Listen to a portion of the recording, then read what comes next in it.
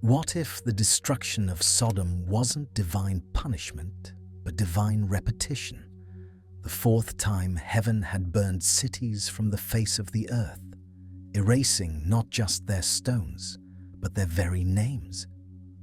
What if somewhere beneath the salt-crusted silence of the Dead Sea, beneath layers of ash that have waited 4,000 years to be understood, the foundations of 3 earlier cities still hold the memory of fire that came without warning, without negotiation, without the courtesy of a survivor to tell their names?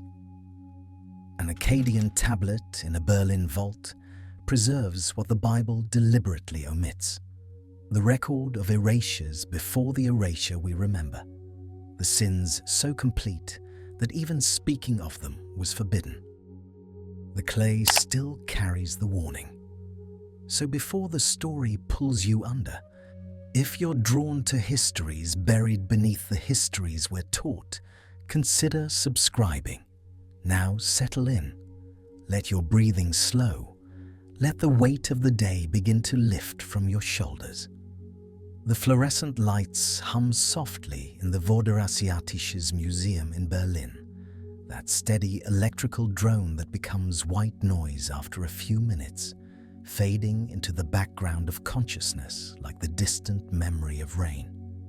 You are standing in a climate-controlled vault 3 floors below street level, where the temperature never varies more than half a degree, and the humidity is maintained at precisely 45%, because clay, ancient clay that has survived 3,000 years of human catastrophe, requires perfect conditions to survive another 3,000 more.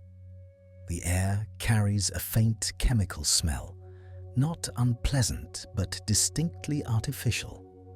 The scent of preservation solutions and filtered atmosphere, of a space designed not for human comfort, but for the protection of objects that have outlasted every human who ever touched them.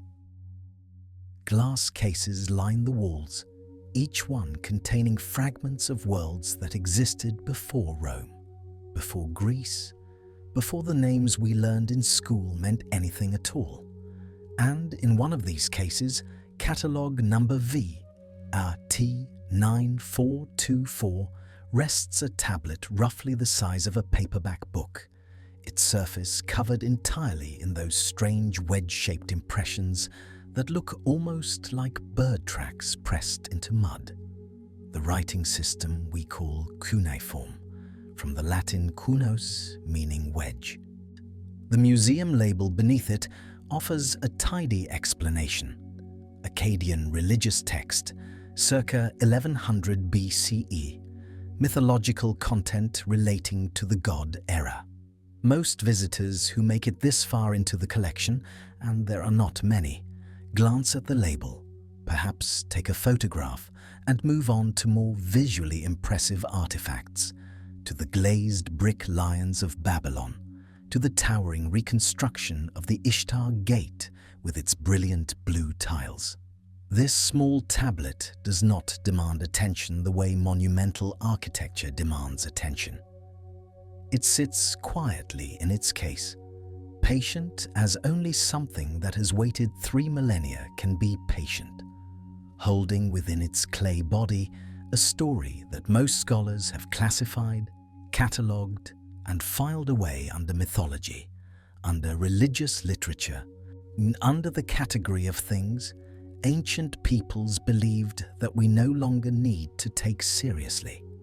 But if you lean close to the glass, if you let your eyes trace the impressions that an unknown scribe pressed into wet clay somewhere in Babylon over 3,000 years ago, if you begin to read what this tablet actually says, rather than what the label tells you it says, something unsettling emerges from the careful wedge marks. This is not simply mythology.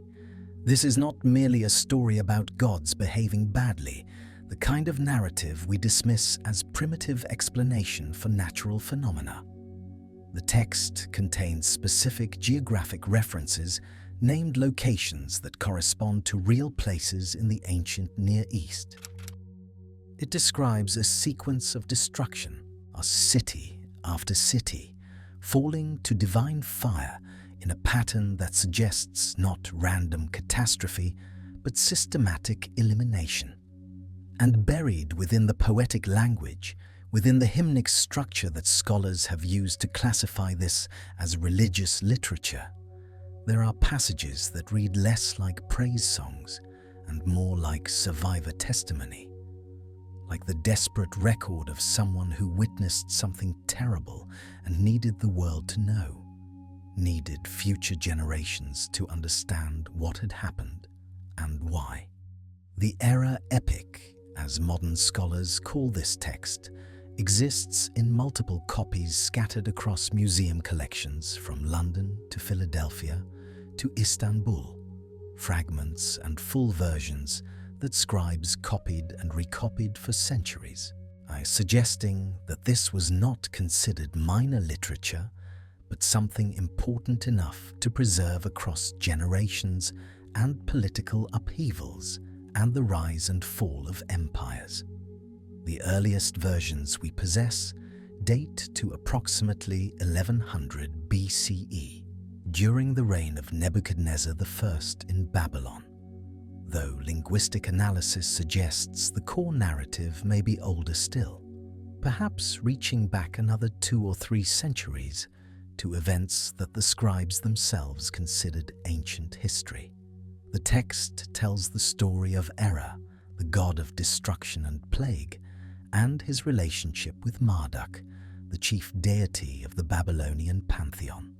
In the narrative, Erra grows restless, desires to exercise his destructive powers, and eventually convinces or manipulates Marduk into leaving his throne, creating an opening for Erra to unleash devastation upon the cities of Mesopotamia.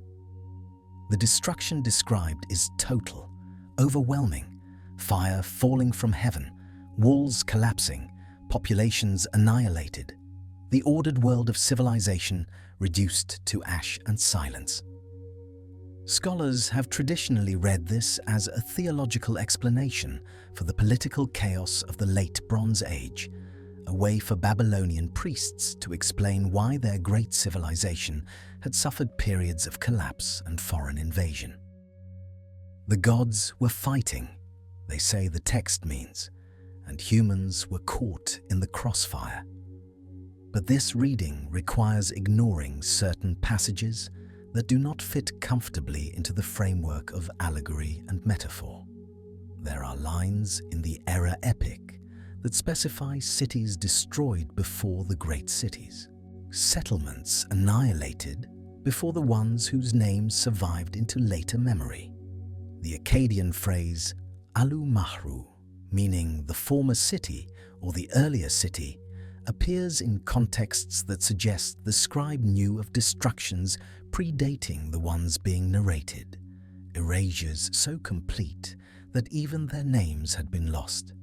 And perhaps most remarkably, the text includes a scribal colophon, a note from the copyist explaining the origin and authority of the text, which claims that this epic was not composed by human creativity, but revealed in a dream to a scribe named Kabti Ili Marduk, who was commanded to copy it exactly as he received it, changing nothing, adding nothing, preserving the precise words because they contained truth that must not be altered by human interpretation. The phrase used is Kima Labiri Su, meaning, according to its original, an instruction that appears on texts considered sacred or prophetic, texts whose authority derived not from human authorship, but from divine transmission.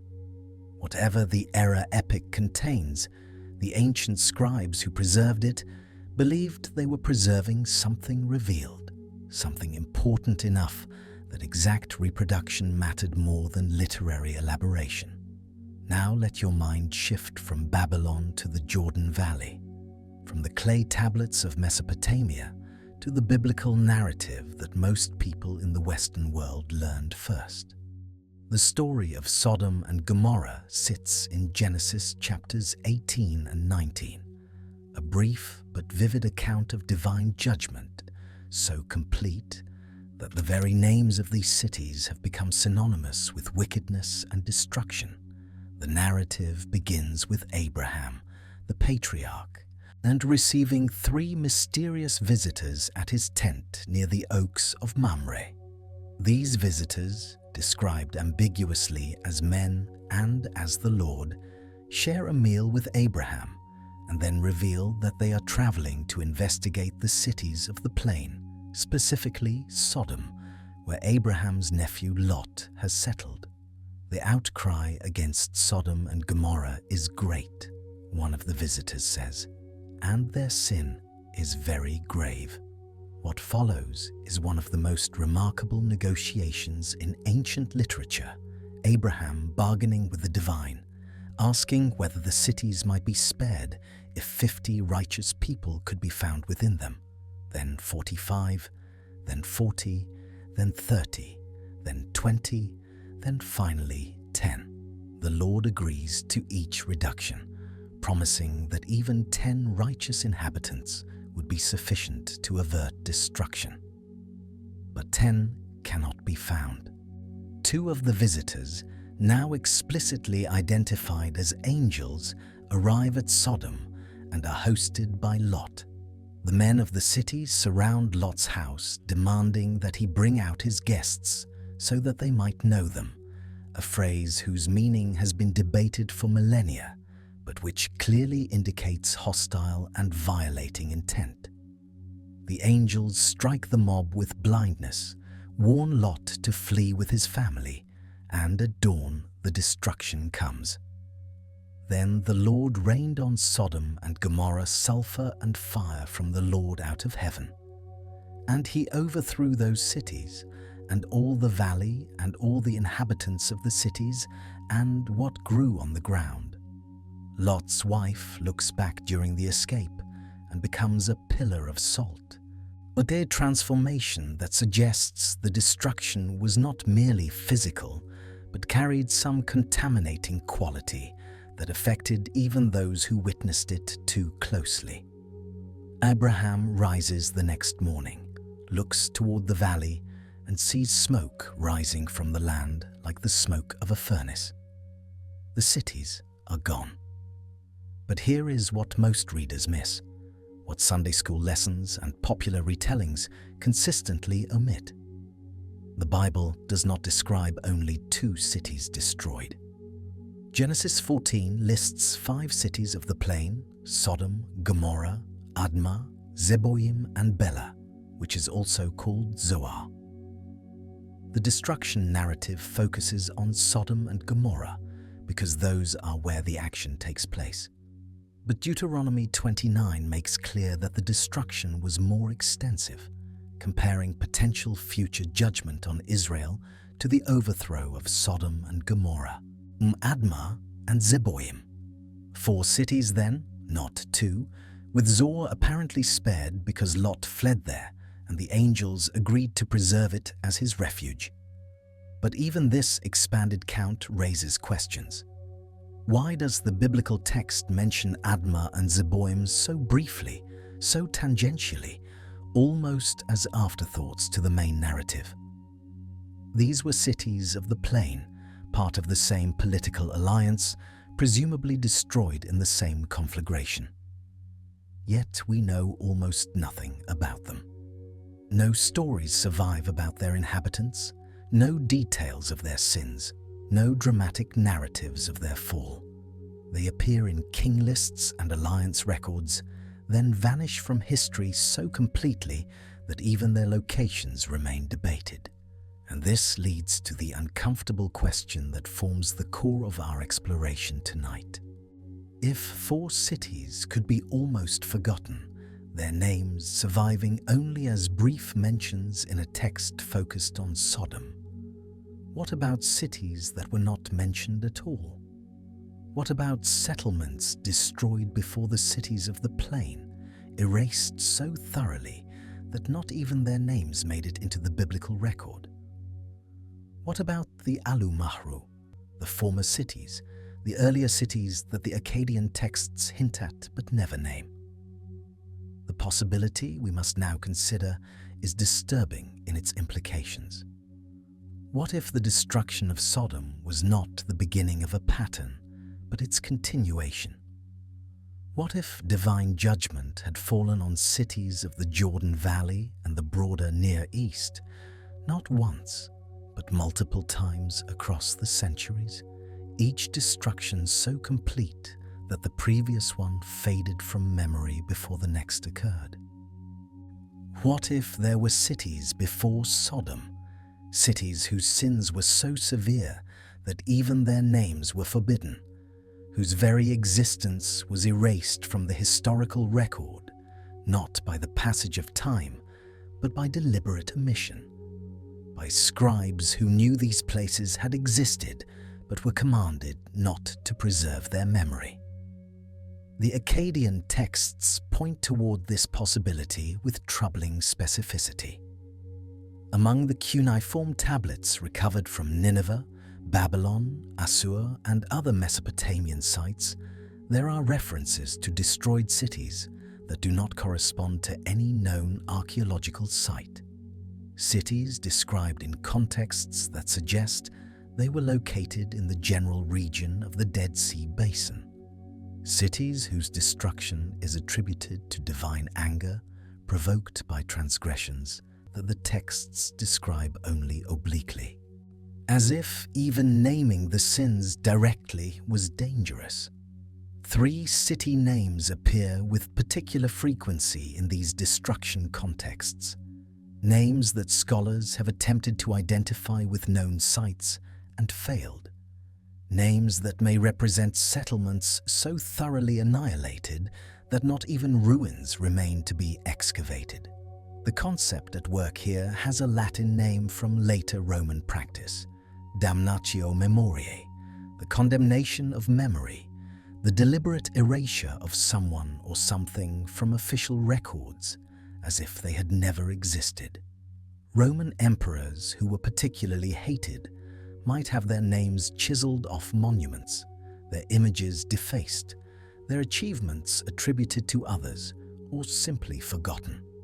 The practice was not merely punitive, but prophylactic, a way of ensuring that the condemned person could not become a martyr or a rallying point, that their memory could not inspire future rebellion or veneration. But the Romans learned this practice from older cultures, and the oldest instances of deliberate memory erasure come from the ancient Near East, from Egypt, where pharaohs' names were carved out of temple walls, from Mesopotamia, where defeated kings were erased from king lists, from cultures that understood that memory itself could be dangerous, that some things must not be remembered, because remembering them gives them power, gives them continued existence, allows their contamination to spread across generations. What if this same practice was applied to cities? What if certain settlements were so thoroughly cursed, so completely given over to the destruction that divine judgment demanded, that even speaking their names afterward was forbidden? What if the gaps in our knowledge of ancient Near Eastern geography, the sites we cannot locate, the names we cannot identify, represent not the limitations of archaeology, but the success of a deliberate program of erasure? The Sodom we remember may be remembered precisely because it was the last in a sequence, the final iteration of a pattern that had played out before, the destruction that occurred close enough to the formation of biblical tradition that it could not be completely suppressed. Sodom was preserved as a warning, a cautionary tale, a reminder of what divine judgment looked like when it finally fell. But the cities before Sodom, the 3 settlements that the Akkadian texts hint at, these may have been deliberately forgotten because their stories were too dangerous to preserve. because what had happened there and why represented knowledge that could contaminate rather than instruct. Tonight, we will attempt to reconstruct these forgotten cities, to trace the outlines of what was erased, to understand not just that they were destroyed, but why their destruction required the additional punishment of being forgotten. This is not comfortable territory. The questions we will ask do not have easy answers, and some of them may not have answers at all, only deeper questions spiraling into the darkness of deep time. But if you are willing to follow, if you can let the uncertainty wash over you without demanding immediate resolution, there is something profound waiting in that darkness, something about the nature of sin and judgment and memory. Yes, something about why certain stories survive and others are buried beneath millennia of deliberate silence. Take a breath now, slow and deep. Feel your chest rise and fall. Feel the weight of your body against whatever surface supports you. The museum vault fades, the fluorescent hum receding into memory, and in its place comes something older, something that smells of smoke and salt, and the dry wind that blows across the desert from the direction of the sea that has no life in it. The clay remembers. The clay has always remembered. And now perhaps it is ready to tell us what the scribes were forbidden to speak aloud. Let us go deeper. Now let us descend into the deeper layers of this story, into the cities that existed before the cities we remember, into the places that were so thoroughly erased that even their names became forbidden to speak. The Erra Epic, that strange and haunting Akkadian text composed around 1100 BCE, but claiming to record events far more ancient, contains passages that scholars have struggled to interpret for over a century. In one particularly damaged section of the tablet, the god Erra speaks of destruction that came before, of judgments that preceded the judgments known to later generations, of cities that had to be unmade because they had committed what the text calls the mixing of what should not be mixed. The Akkadian phrase is Irubu Sha La Irubu. Literally, they entered into what should not be entered into, or they combined what should not be combined. Most translators render this abstractly as transgression or boundary violation. But the original language is far more specific, far more visceral. Something was mixed, something was combined, something was put together that the cosmic order demanded remain separate. And for this sin, a city was destroyed so completely that its name was struck from every record, its location obscured, its very existence denied by the official chronicles of the civilizations that came after. Let us try to reconstruct this first unnamed city through what the texts tell us and through what they deliberately refuse to say. The geographic indicators are subtle but consistent across multiple sources. The destruction is said to have occurred near the Mar Miti, the waters of death, which corresponds to the Dead Sea in modern geography. More specifically, the texts reference the Idu pits, the bitumen seeps, those strange places where black tar bubbles up from underground deposits. The Jordan Rift Valley is one of the few places in the ancient Near East where such bitumen deposits occur naturally, and ancient peoples prized this material for waterproofing boats, sealing containers, and various construction purposes. The city, according to fragmentary references, sat near these pits, drawing wealth from the trade in bitumen, while simultaneously drawing something else from the strange geology of that region. Archaeologists working at Bab ed-Dra in modern Jordan have uncovered evidence that complicates everything we thought we knew about early Bronze Age settlement in this region. The site shows continuous occupation from roughly 3100 BCE through 2300 BCE, nearly 8 centuries of unbroken habitation, followed by sudden catastrophic destruction. The destruction layer is unlike anything produced by normal ancient warfare. When armies sacked cities in the Bronze Age, they killed the inhabitants, looted valuables, and often burned buildings. But the burning was inconsistent, affecting some structures more than others depending on their materials and contents. What archaeologists found at Bab-ed-Dra is different.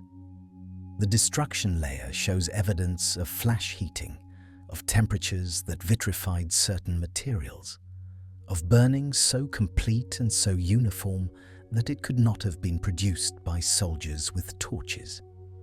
The bones found in the destruction layer tell their own story. Many show evidence of thermal fracturing, the characteristic cracking that occurs when bone is heated rapidly to extreme temperatures.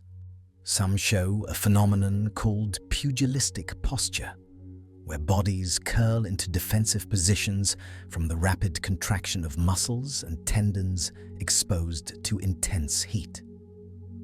This is not what happens when an army burns a city. This is what happens when fire comes all at once, everywhere, with no time to flee and no shelter that offers protection. But here is what troubles the archaeological record even more than the evidence of catastrophic burning. Before 2300 BCE, Bab-ed-Dra was a substantial settlement with clear connections to surrounding cultures. Its pottery styles link it to other early Bronze Age sites throughout the Levant. Its burial practices show influence from both Egyptian and Mesopotamian traditions. Its agricultural techniques suggest knowledge of irrigation methods developed elsewhere.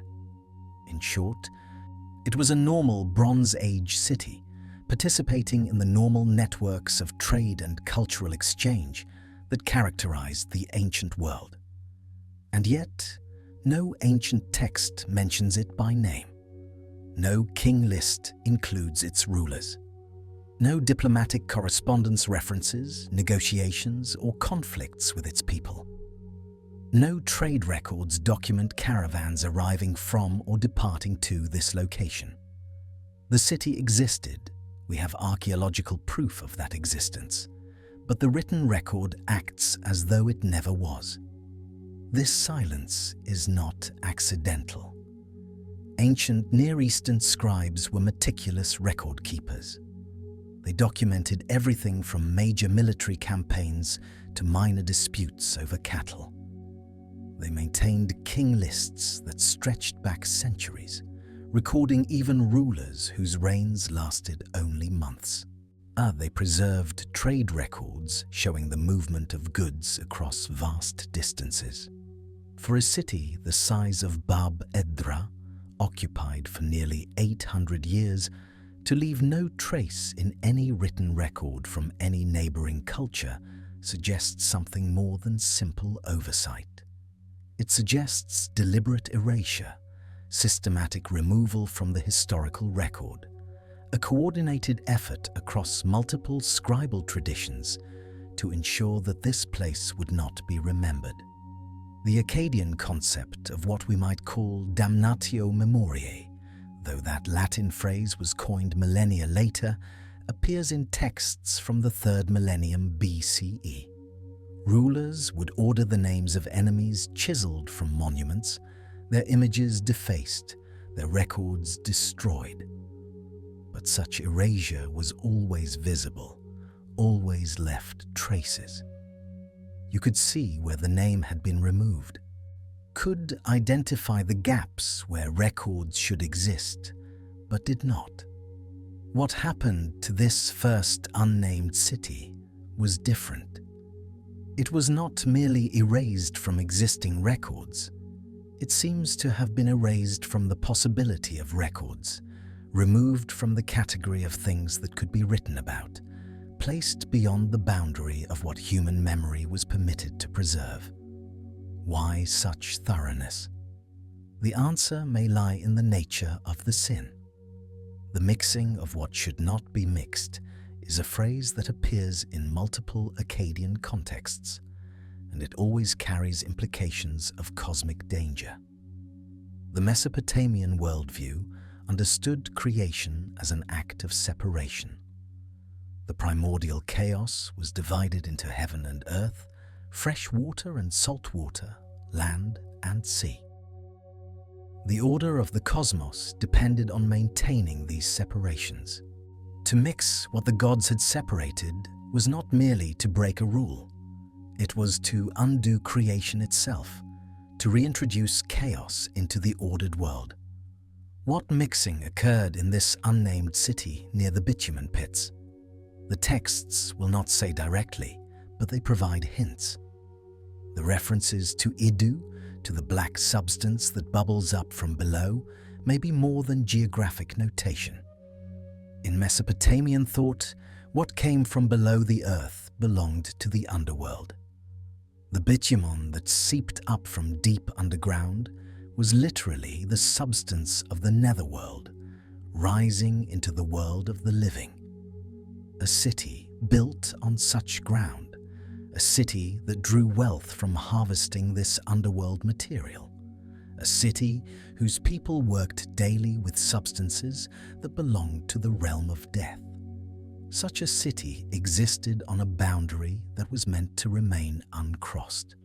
Perhaps the mixing was literal, the combining of materials from above and below in ways that transgressed divine order. Perhaps it was metaphorical, the mingling of the living and the dead through practices we can only guess at.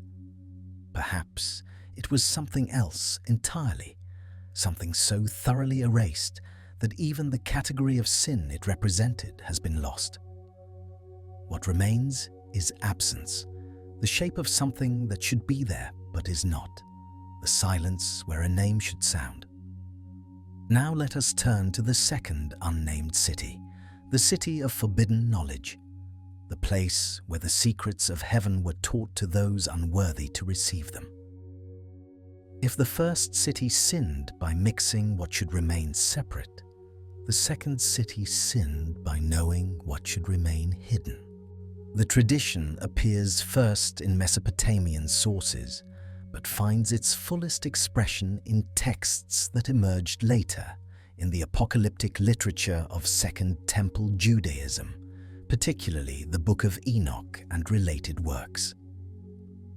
But the core of the tradition predates these later elaborations by many centuries, appearing in fragmentary form in Akkadian texts from the 2nd millennium BCE. The story goes like this. In the time before the flood, beings from heaven, called various names in various traditions, but sharing common characteristics across cultures, descended to earth and took human women as wives. This mingling of heaven and earth, this crossing of the fundamental boundary between divine and mortal, was sin enough. But the heavenly beings did something worse. They taught. They revealed secrets that humanity was not meant to know. Not because the knowledge itself was evil, but because humanity was not ready for it. They taught the working of metals, the smelting of ores, the forging of weapons. They taught the making of cosmetics, the decoration of the body, the arts of attraction and seduction. They taught the observation of stars, the calculation of celestial movements, the prediction of future events through astronomical patterns. They taught the reading of signs, the interpretation of omens, the arts of divination that allow mortals to glimpse the intentions of the gods. Each of these teachings in itself would become foundational to human civilization.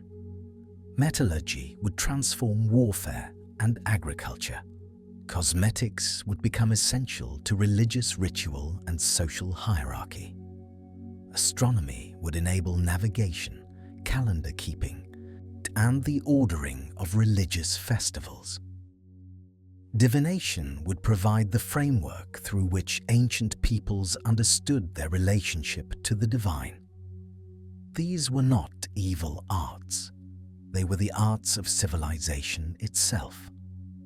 But they were taught too soon to people who were not ready, in a manner that bypassed the slow process by which such knowledge should emerge through human effort and divine guidance. The result was catastrophic. Weapons enabled violence on scales previously impossible. Cosmetics fed vanity and manipulation. Astronomical knowledge bred pride, the sense that humans could read the mind of heaven and predict what should remain uncertain.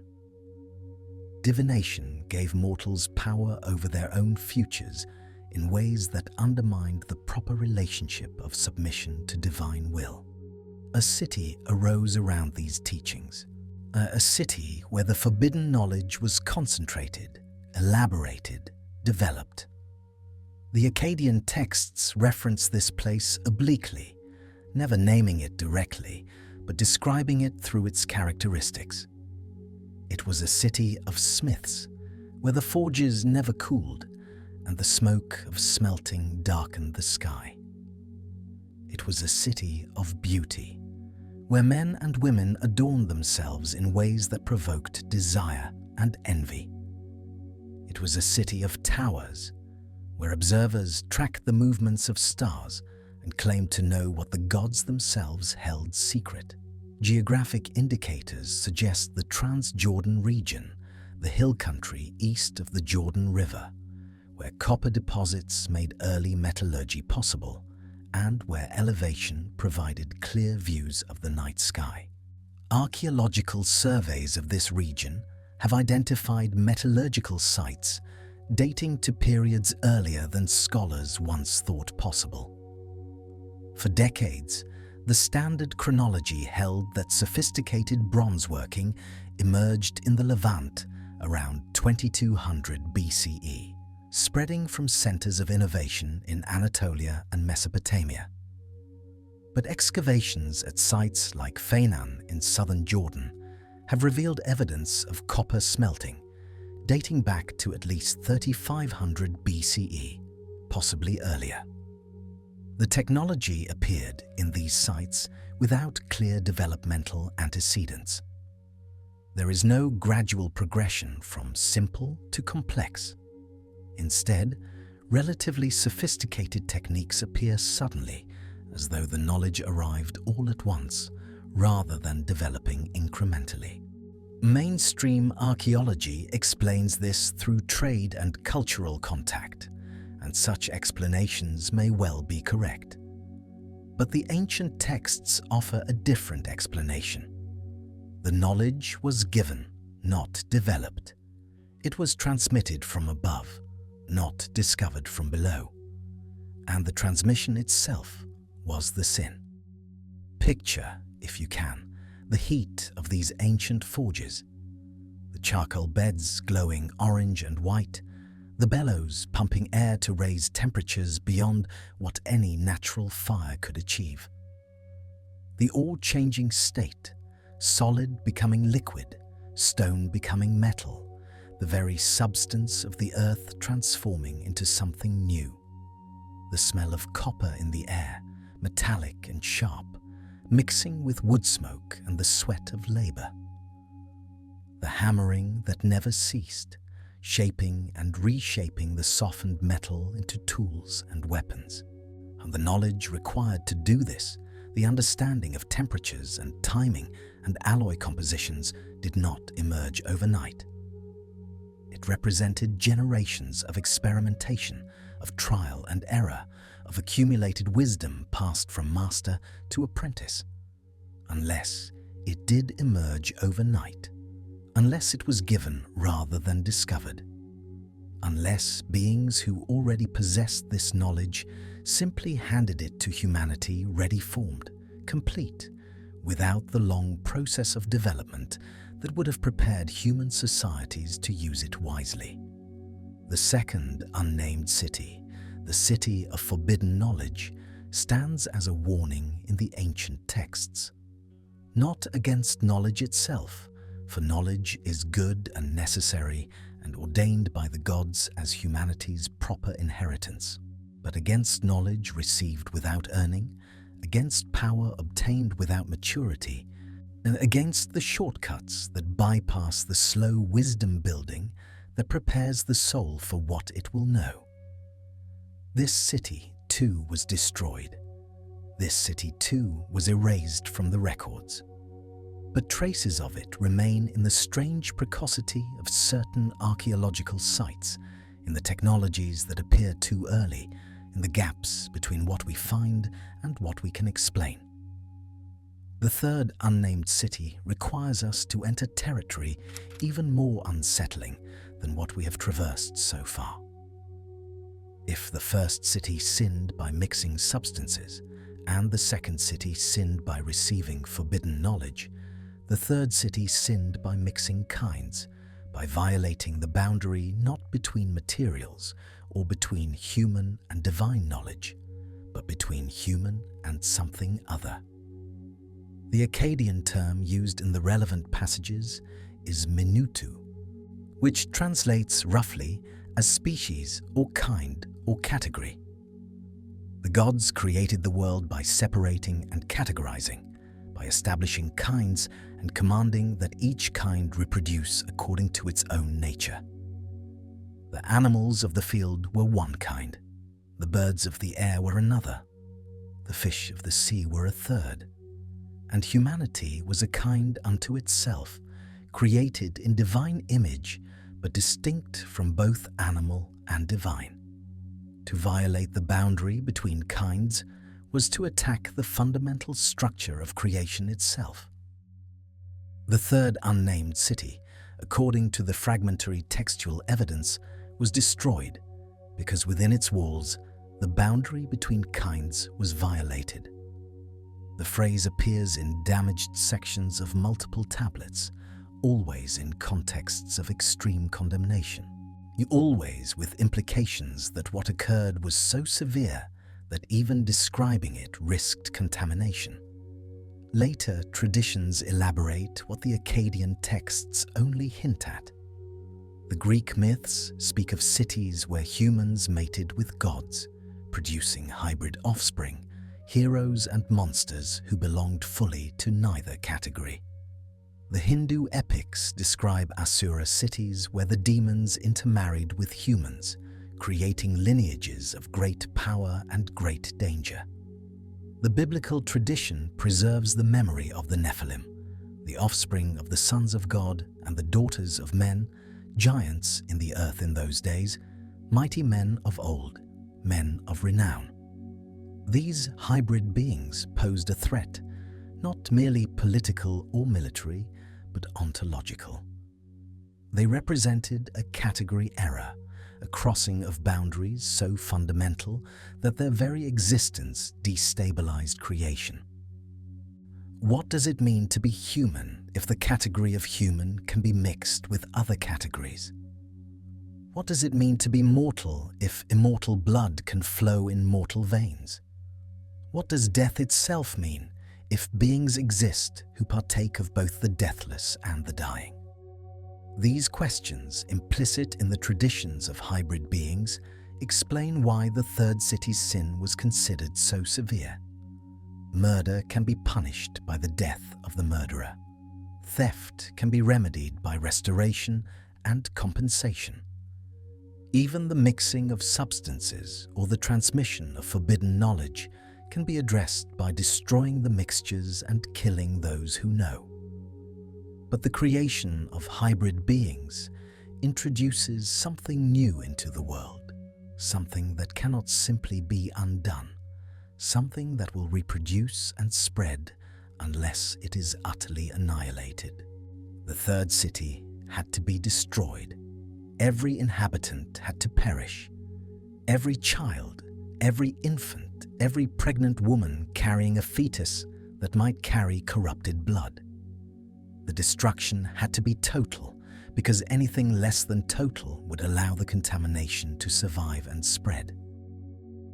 And even after the destruction, the memory had to be erased, because even the memory of how such beings were created might inspire others to attempt the same transgression. Archaeological evidence for this third city is even more difficult to identify than for the first two, precisely because the erasure was so complete. But strange anomalies do appear in the burial practices of certain early Bronze Age sites in the Dead Sea region. At some locations, archaeologists have found evidence of unusual mortuary treatment, bodies buried face down, which in ancient Near Eastern practice indicated shame or the desire to prevent the dead from rising. Bodies dismembered before burial, with limbs separated and scattered, as though ensuring the deceased could never reassemble. Bodies buried with what appear to be binding constraints, ropes or cords that would have held the limbs immobile. These practices suggest fear of the dead, which is not unusual in ancient cultures that believed in spirits and revenants. But the concentration of such practices at certain sites and the intensity of the precautions taken hints at something more specific than general fear of death. These were bodies that someone wanted to stay dead, to stay bound, to stay unable to return or reproduce. The skeletal evidence itself, while not conclusive, raises questions. No, certain individuals from these sites show unusual developmental patterns, proportions that fall outside the normal range of human variation. Some show evidence of pathologies that might indicate genetic anomalies, unusual bone structures, atypical cranial formations. Mainstream physical anthropology explains these as within the range of natural human variation or as evidence of disease or nutritional deficiency. And these explanations may be entirely correct. But in the context of textual traditions describing hybrid beings, the skeletal anomalies take on different possible significance. They become traces of something that should not exist, evidence of mixing that violated the boundaries between kinds. And the third unnamed city was destroyed, and its name was forbidden to speak precisely because its sin could not be allowed to spread through memory any more than through reproduction. To know how the boundary was violated might tempt others to attempt the same violation. To remember the names of the hybrid beings might give their spirits power to return. To preserve any record of the methods used might enable their replication. Better to destroy absolutely, to erase completely, to ensure that this transgression could never be repeated. Now we step back and observe the pattern that emerges from these three unnamed cities. 3 destructions, 3 erasures, 3 silences in the historical record. Each destruction corresponds to a different type of sin, but all 3 sins share a common structure. They are boundary violations, crossings of lines that the cosmic order established as uncrossable. The first city mixed substances, combining what the gods had separated in the act of creation. The second city crossed the boundary between divine and human knowledge, receiving in a moment what should have been earned through ages of development. The third city violated the boundary between kinds, mixing categories that the structure of creation held apart. These 3 sins appear again in the biblical account of the generation before Noah's flood. That generation is described as corrupt, with all flesh having corrupted its way upon the earth. The corruption included violence, yes, but violence alone would not warrant total destruction. The corruption included wickedness, the thoughts of the heart being only evil continually, but wicked thoughts can be punished by the death of thinkers. What made the flood generation uniquely deserving of total annihilation was the combination of all three boundary violations. The mixing of substances appears in the strange industries described in pre-flood traditions. The transmission of forbidden knowledge appears in the teaching of the Watchers. The violation of the boundary between kinds appears in the procreation of the Nephilim. All three sins together created a situation so thoroughly corrupt that only total destruction could address it. And these same three sins appear again, in compressed form, in the account of Sodom. The men of Sodom demand to know the angelic visitors, using the Hebrew verb yada, to know, which carries implications of intimate, boundary-crossing knowledge. They are described as wicked and sinners before the Lord exceedingly, using language that in Hebrew implies not mere moral failure, but categorical transgression. The attempted assault on the angels represents an effort to cross the boundary between human and divine, to force intimacy with beings of another kind. Sodom was destroyed for the same fundamental sin that destroyed the three unnamed cities before it. The violation of boundaries that the cosmic order established as inviolable. But Sodom was remembered. Sodom entered the historical record. Sodom became a warning and an example invoked for millennia afterward. Why was Sodom preserved in memory when the three earlier cities were erased? The answer may lie in timing and in witness. Sodom was destroyed at a time when Abraham and his household existed to observe and to remember. Abraham negotiated with God for the city's salvation. Abraham witnessed the smoke rising from the plain on the morning after. Abraham's descendants preserved the memory and eventually wrote it down. The three earlier cities were destroyed before such witnesses existed, or their witnesses were themselves destroyed, or the destruction was so complete that no one remained who could safely remember. Whatever the reason, the pattern itself is clear. Cities that violate fundamental boundaries are destroyed. Their destruction is total, consuming every inhabitant and every structure. And in the most severe cases, even the memory is destroyed, the names erased, the records expunged, so that future generations will not know how to replicate the sin. The Akkadian term hubur appears repeatedly in destruction contexts, and it is a word worth contemplating. Hubur can mean boundary, the line between territories or categories. It can mean crossing, the act of moving from one side to another. It can mean the river, specifically the river of the underworld, the boundary between the living and the dead that souls must cross in their journey to the afterlife. All three meanings converge in the theology of destruction. The cities that were destroyed had crossed a hubur, had violated a boundary. Their crossing made them like the river itself, transitional, liminal, existing between categories rather than safely within them. And like souls crossing the river of the underworld, they were consigned to annihilation, to the erasure that awaits all who pass from one state to another without divine permission. Let these patterns settle into your awareness now as you continue to drift. You need not remember every detail, every Akkadian term, every archaeological site. What matters is the shape of the thing, the recurring structure, the way the ancient texts keep telling the same story in different forms. Boundaries exist. Boundaries matter. Crossing boundaries without permission brings consequences. And some boundaries are so fundamental that crossing them brings not just punishment, but erasure.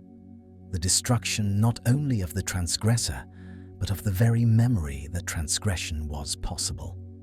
This pattern will become important as we continue deeper into the story, as we examine the evidence for what destroyed these cities, as we consider whether Sodom was truly the last such destruction, or merely the last one we were permitted to remember. But for now, let the pattern itself suffice. Let the three unnamed cities rest in their anonymity, their stories told through absence rather than presence, their sins evident not in what the records say, but in what the records so carefully refuse to say.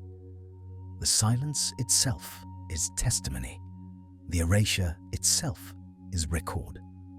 And in the gaps between what we know and what we are permitted to know, something ancient waits, patient as clay, enduring as the desert, ready to be understood by those willing to sit with uncertainty and listen for what the texts are not quite saying.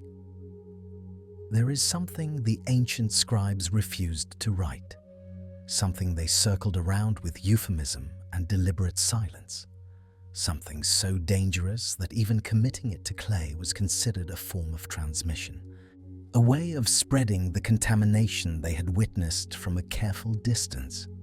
When you study cuneiform tablets long enough, when you spend years learning to read the wedge-shaped impressions that Mesopotamian scribes pressed into wet clay 4,000 years ago, you begin to notice not just what they wrote, but what they deliberately left unwritten. The gaps become as eloquent as the words. The silences speak as loudly as the declarations.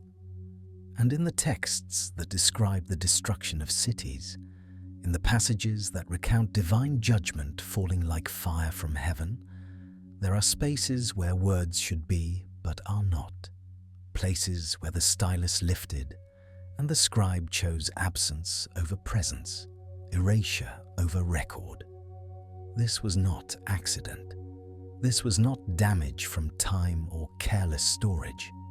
This was intentional omission and deliberate lacuna, gaps created with the same precision as the words surrounding them. The Mesopotamians understood something we have largely forgotten in our age of total information, our compulsion to document everything, our belief that knowledge is always better than ignorance. They understood that some knowledge is dangerous, that some names carry power simply by being spoken or written, that the act of recording can be a form of perpetuation. In the magical traditions of ancient Babylon and Assyria, names held extraordinary significance. To know the true name of a demon was to have power over it, yes, but it was also to invite its attention, to create a channel through which its influence could flow. The priests who performed exorcisms would sometimes refuse to speak certain names aloud, now referring to malevolent entities only by circumlocution, by description, by pointing at the space where a name should be, without ever filling that space with sound. The phrase La Nabu appears in Akkadian texts with unsettling frequency when discussing certain topics. It means not to be named or not to be called, and it functions as a kind of textual quarantine, a warning sign erected at the boundary of forbidden territory. When a scribe wrote La Nabu before a gap in the text, he was not indicating that he had forgotten what came next or that his source material was damaged.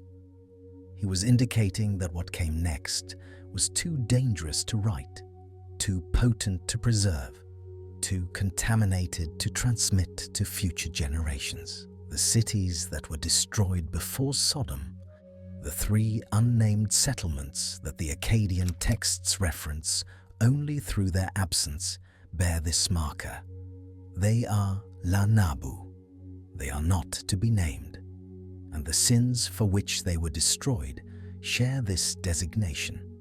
We know that something terrible happened because we have the records of fire and destruction.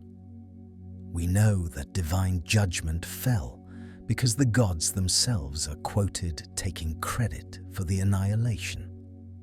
But what provoked this judgment?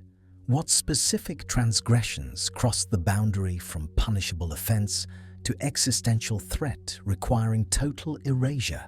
This the scribes would not write. This they circled with silence. The Egyptians practiced something similar, though their method was visual rather than textual. When a pharaoh was condemned, when a ruler was deemed so corrupt that his very memory threatened the stability of cosmic order, the priests would send workers to every temple, every monument, every inscription bearing that ruler's name, and they would systematically destroy the cartouches, the oval rings that contained royal names. They would chisel away the hieroglyphs, leaving blank spaces where names had been, erasing the condemned from history so thoroughly that for some rulers we know they existed only because the erasure was imperfect, because some distant provincial temple was overlooked, because some fragment survived the systematic destruction. This practice is called damnatio memoriae, condemnation of memory, and scholars have long understood it as a political tool, a way for new dynasties to delegitimize their predecessors. But the Egyptians themselves described it in religious terms. To erase a name was to destroy the soul. To remove someone from the written record was to deny them existence in the afterlife. Memory and being were intertwined in Egyptian theology in ways that made erasure a form of execution more final than physical death. The body might decay, but the name could live forever if properly preserved. Destroy the name, and you destroyed the eternal aspect of the person, consigning them to a second death from which there was no return. When we look at the Akkadian texts describing the cities destroyed before Sodom, we see this same principle at work, but elevated to an even more absolute level. The Egyptians erased individual rulers. The Mesopotamians erased entire cities, entire populations, entire categories of transgression. And whatever happened in those three settlements was considered so dangerous, so contaminating, so threatening to the cosmic order that even the memory of it required destruction. Not just the physical structures, not just the inhabitants, but the very knowledge of what they had done. The scribes who preserved the record of destruction were permitted to note that destruction occurred. They were permitted to describe the fire falling from heaven, the smoke rising like a furnace, the salt and sulfur covering the ruins. But they were forbidden from explaining why.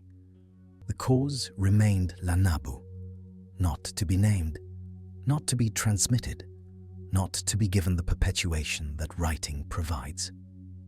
19th century scholars who first translated these texts found themselves in an uncomfortable position. They were working in an era of Victorian propriety, when certain topics simply could not be discussed openly in academic publications. They were also working in an era of biblical literalism, when any text that seemed to confirm or contextualize biblical narrative was theologically significant in ways that demanded careful handling. When they encountered the gaps, the deliberate silences, the lanabu warnings, they faced a choice. They could acknowledge that the ancient scribes had intentionally omitted something and leave the matter there. Or they could attempt to reconstruct what had been omitted, to fill the gaps with educated speculation about what sins might have warranted such total destruction. Most chose the first option, not because they lacked curiosity, but because they suspected, perhaps correctly, that what the gaps concealed was something they themselves would prefer not to name. The euphemisms they employed are telling. They wrote of unnatural practices and abominations against nature. They referenced crimes against the order of creation and violations of the boundaries established by the divine. Reading between the lines of their careful Victorian prose, one can sense their discomfort, their awareness that they were approaching territory where academic objectivity gave way to moral horror.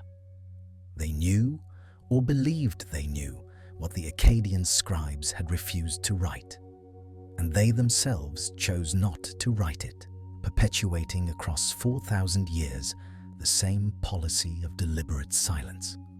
Modern scholars have more freedom to speculate, but interestingly, many still avoid direct engagement with these texts. The academic literature on the Erra Epic and related destruction narratives tends to focus on literary structure, on theological symbolism, on comparative mythology.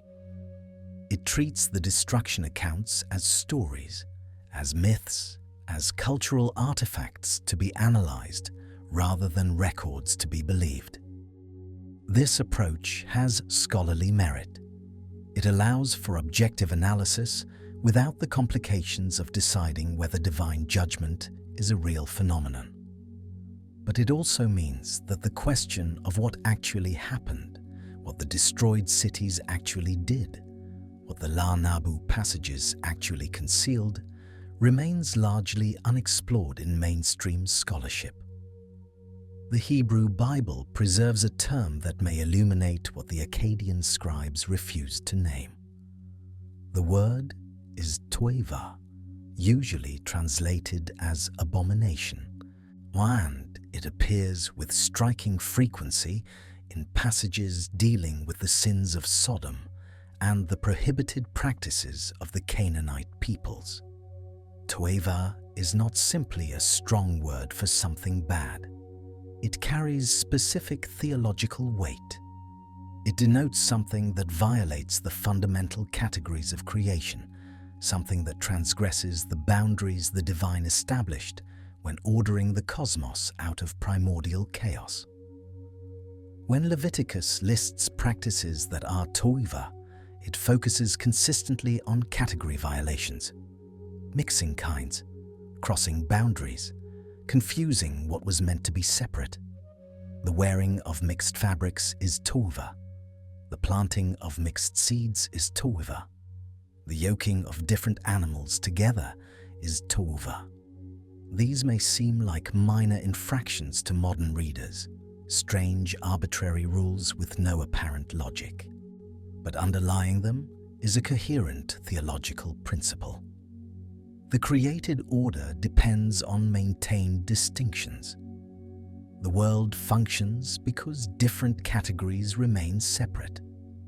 When those categories are mixed, when boundaries are crossed, when distinctions are confused, the very structure of reality is threatened.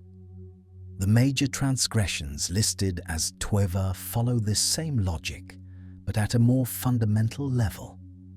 Sexual unions that cross category boundaries, human with animal, same with same where procreation requires difference, living with those devoted to the dead. The worship of other gods which crosses the boundary between creator and creation. The practice of sorcery which attempts to manipulate forces meant to remain under divine control. These are not sins in the ordinary sense. They are not simply moral failures or ethical violations. They are category errors with cosmic implications. They threaten to undo the work of creation itself by reintroducing the chaos that existed before the divine word imposed order. If the 3 cities destroyed before Sodom committed transgressions severe enough to warrant total erasure, they must have committed tova in its most extreme form. They must have crossed boundaries so fundamental that their continued existence threatened not just their own region, but the ordered structure of reality itself. The Akkadian texts hint at this without stating it directly. They speak of mixing what should not be mixed. They reference teaching what should not be taught. They describe violations of the boundary between kinds. These phrases align precisely with the Hebrew concept of toeva, suggesting a shared ancient Near Eastern understanding of what constituted ultimate transgression. The sins that demand ordinary punishment are those that harm individuals or communities. Theft, murder, false witness, these damage the social fabric and require restoration through justice. But the sins that demand annihilation, the sins that require the destruction of entire cities and the erasure of their very names, are those that damage reality itself. They cannot be atoned for because they have altered something that should not have been altered. They cannot be forgiven because forgiveness implies restoration to a prior state, and there is no prior state to restore when the fundamental categories of existence have been confused. This is why the memory itself must be destroyed.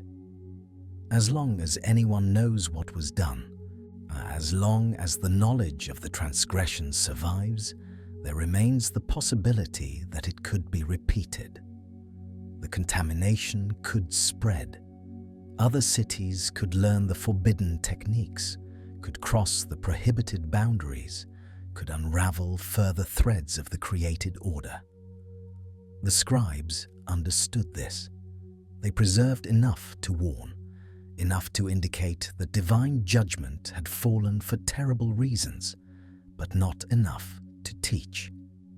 They walked a precise line between necessary memory and dangerous knowledge, recording the fact of destruction while concealing the cause. This was not censorship in the political sense. It was quarantine in the spiritual sense.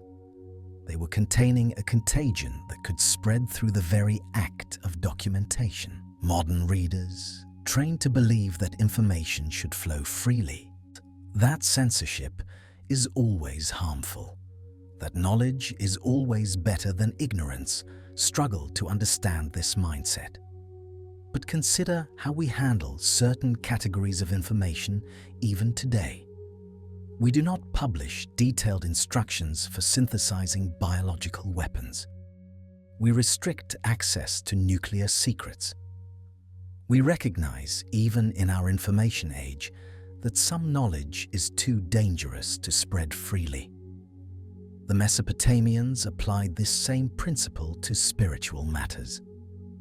Just as a formula for creating plague might devastate cities if widely known, a method for violating cosmic categories might devastate reality itself. The La Nabu warnings, the deliberate gaps, the systematic erasure of names and methods and specific transgressions. These were not acts of ignorance or superstition. They were acts of responsibility. The scribes knew what they were concealing. They had access to the knowledge they refused to transmit. They made a conscious choice to break the chain of transmission, to let certain knowledge die with them, to protect future generations from information that could only harm. The Mesopotamian cosmos was not the stable mechanistic universe of modern physics. It was a living order, maintained moment by divine will and proper human conduct. The gods had created the world by imposing structure on primordial chaos, by separating the waters, by establishing the categories of existence, by setting boundaries that kept different realms from flowing into each other. This order was not automatic. It required maintenance. The temples were not merely places of worship, but cosmic anchors, points where heaven and earth connected, where the divine order was constantly reaffirmed through ritual and sacrifice. Human behavior mattered not just morally, but cosmically. When humans lived according to divine decree, they participated in maintaining the order of existence. When they violated fundamental categories, they weakened the structure that held chaos at bay. This is why collective punishment made sense in the ancient worldview. A city that committed category violations was not merely harming itself. It was creating a tear in the fabric of reality, a weakness through which chaos could seep back into the ordered world. The destruction of such a city was not revenge. It was surgery. It was the amputation of gangrenous tissue to save the body. It was the burning of infected material to prevent spread of disease. The fire that fell from heaven was not punishment in the retributive sense. It was remediation. It was the divine power that had originally imposed order on chaos, now reimposing that order by destroying what had disrupted it. The Akkadian term kishpu, usually translated as sorcery or witchcraft, helps illuminate this understanding. Kishpu was not simply magic. It was manipulation of cosmic forces by unauthorized means. It was the human attempt to cross boundaries that should remain uncrossed, to access powers that should remain inaccessible, to alter categories that should remain fixed. The practitioner of Kishpu was not merely a criminal. They were a cosmic threat. Their continued existence endangered not just their neighbors, but the structure of reality itself. This is why Kishpu warranted death, not imprisonment. Not because ancient peoples were cruel, but because they understood Kishpu as an existential threat requiring existential response. When an entire city devoted itself to Kishpu, when an entire population crossed the boundaries between categories, when the transgression became systematic rather than individual, the response had to be equally comprehensive. You could not execute individual practitioners and leave the city standing when the city itself had become a node of cosmic contamination. You could not punish the guilty and spare the innocent when the innocent had been contaminated by proximity, when they had breathed the air of transgression, when the boundary violations had seeped into the very soil and water. Total destruction was not excessive. It was necessary. And the erasure of memory was equally necessary, because knowledge of what had been done could seed the repetition of the transgression elsewhere. The 3 cities destroyed before Sodom must have crossed these boundaries in ways even more severe than what followed. Their sins were not merely toeva. They were toeva of a kind that required not just their destruction, but the destruction of their names, their stories, their very existence in human memory. Whatever they did, whatever they discovered, whatever boundaries they crossed, it was deemed too dangerous to record, too contaminating to preserve, too threatening to risk transmission. Contemporary scholarship finds itself in an uncomfortable position regarding these texts. Secular scholars trained in the historical critical method tend to treat destruction narratives as mythology, as stories cultures tell to explain geological events or historical conflicts through theological framing. From this perspective, the La Nabu passages are simply textual corruptions or scribal conventions with no deeper significance. The gaps are accidents of transmission, not deliberate omissions. The destroyed cities are legendary, not historical, and the sins attributed to them are literary devices, not actual transgressions. This approach has scholarly merit. It allows for objective analysis without the complications of supernatural claims. But it also forecloses certain questions. If we assume from the outset that divine judgment is impossible, we cannot investigate whether the destruction accounts describe real events. If we assume that the gaps are accidental, we cannot explore what was deliberately concealed. The secular framework, useful as it is for certain kinds of analysis, may blind us to aspects of the evidence that a more open framework would reveal. Religious scholars face different but equally significant difficulties.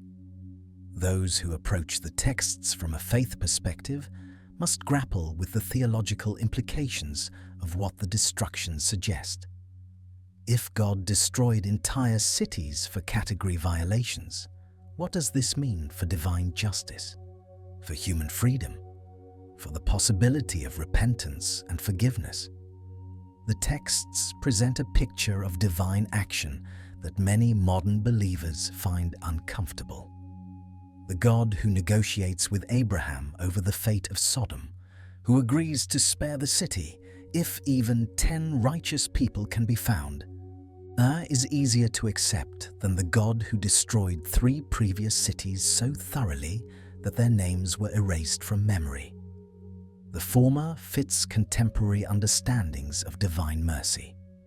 The latter suggests a severity that sits uneasily with modern theology. So the texts sit in a kind of scholarly no man's land. Secular scholars dismiss them as mythology. Religious scholars avoid their more troubling implications. And the questions the ancient scribes considered so important that they dedicated centuries of careful transmission to preserving the warnings while concealing the specifics. These questions go largely unasked. What is lost when we refuse to take ancient records seriously as records? We lose, perhaps, access to events that actually occurred. The archaeological evidence at sites like Tall el Hammam suggests that something extraordinary happened in the Dead Sea region, something that left vitrified pottery and melted bronze and skeletal remains, showing flash heating to temperatures impossible for Bronze Age warfare.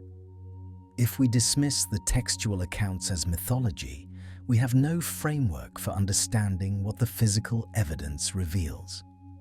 We are left with anomalies we cannot explain, destructions we cannot attribute to any known cause.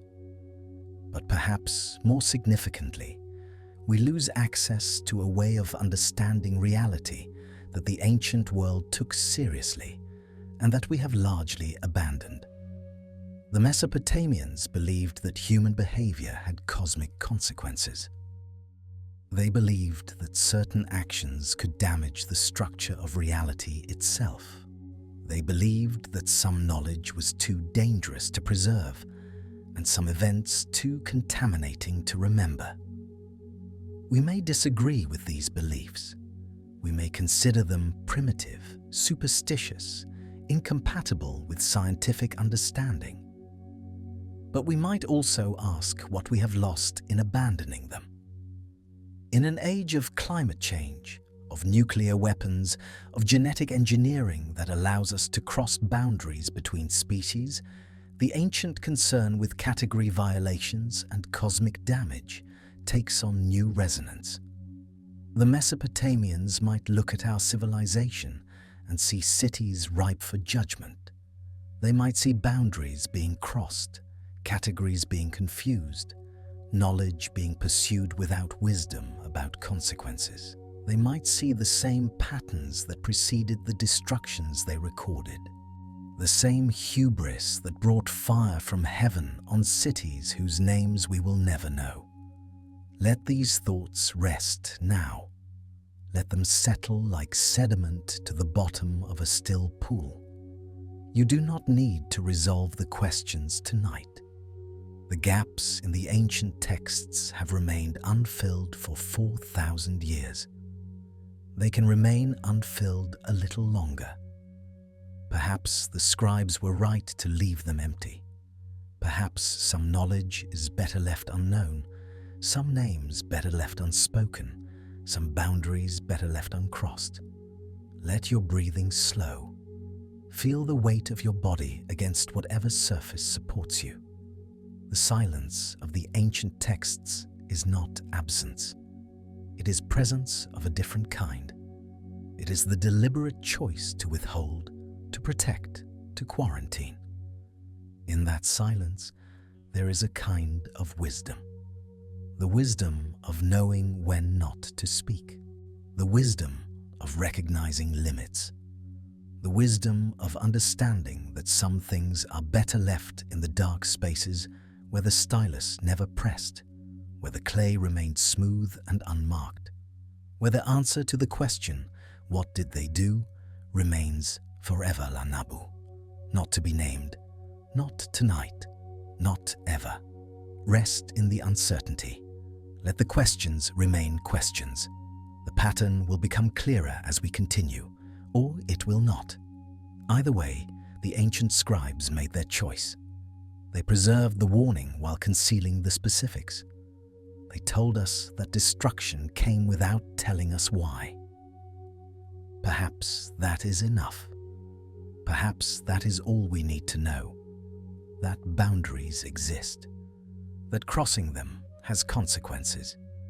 That some cities burned and some names were erased, and somewhere beneath the salt and silence of the Dead Sea, the foundations of forbidden knowledge still wait, patient as clay, silent as the gaps in texts that have survived 4 millennia, keeping their secrets as they were commanded to keep them. La Nabu, not to be named, not to be transmitted, not to be known. The Jordan Valley in summer reaches temperatures that make the air itself shimmer and bend, distorting the horizon into something dreamlike, something that suggests the boundary between earth and sky was never as fixed as we assume. But the heat that destroyed the cities we have been tracing was not the heat of summer, not the heat of any natural process the Bronze Age world had ever witnessed. It was something else entirely, something that left signatures in the archaeological record that scientists are only now beginning to understand. As signatures that point toward an event so catastrophic, so instantaneous, so far beyond the capacity of ancient warfare that the only honest response is a kind of stunned silence, followed by very uncomfortable questions. Let us descend now into the geology of destruction, into the physical evidence that has accumulated over decades of excavation, into the soil and the ash, and the strange, transformed matter that still holds the memory of that terrible day. Imagine yourself standing at Tall El Hammam, a site in the southern Jordan Valley that has been under systematic archaeological investigation since 2005 under the direction of Stephen Collins and his team from Trinity Southwest University. The tell rises from the plain, a mound of accumulated human habitation stretching back 5,000 years, layer upon layer of settlement and rebuilding and life. For most of its long history, this was a prosperous city, strategically located on trade routes, surrounded by agricultural land watered by the Jordan River system, home to perhaps 8,000 people at its peak during the Middle Bronze Age. The excavations have revealed massive fortification walls, administrative buildings, residential quarters, storage facilities, a thriving urban center that dominated the region. And then, around 1650 BCE, give or take a few decades depending on which calibration method you prefer for the radiocarbon dates, something happened. Something that ended not just the city, but the entire civilization of the region for approximately 700 years. When archaeologists excavate destruction layers, they typically find evidence of fire, collapsed walls, weapons, signs of violence and conflict that tell a story of siege and conquest. What they found at Tall El Hammam was different. The pottery in the destruction layer was not merely burned, but vitrified, transformed into glass by temperatures exceeding 1,500 degrees Celsius. Bronze artifacts were not merely damaged, but melted, requiring temperatures above 1,000 degrees Celsius sustained long enough for the metal to flow. Mud bricks that normally survive fire with surface scorching were instead transformed throughout their entire mass. Their clay matrix altered at the molecular level in ways that indicate exposure to extreme heat for a very brief duration. And most disturbing of all, so the human remains in this destruction layer showed evidence of what the scientific papers carefully term thermal effects, inconsistent with normal fire exposure. Bones that had been flash heated, soft tissue vaporized so quickly that skeletal material remained in anatomical position, bodies that had not burned in the ordinary sense but had been subjected to something far more instantaneous and intense. The research team, which eventually grew to include specialists from multiple disciplines at universities across several countries, published their findings in the journal Scientific Reports in September 2021, and the paper makes for sobering reading. They calculated that the destruction event required temperatures greater than 2,000 degrees Celsius based on the melting points of materials found in the destruction matrix. They documented shocked quartz grains, tiny crystals that can only form under extreme pressure conditions, typically associated with nuclear explosions or cosmic impacts. They found elevated concentrations of platinum and other rare earth elements at precisely the destruction layer, a geochemical signature that points toward extraterrestrial origin. They discovered spherules of malite, calcium aluminum silicate glass, that forms only at temperatures above 1,500 degrees Celsius, scattered throughout the destruction debris. The evidence, they concluded, was consistent with a cosmic airburst, an asteroid or comet fragment exploding in the atmosphere above the city with a force equivalent to several megatons of TNT.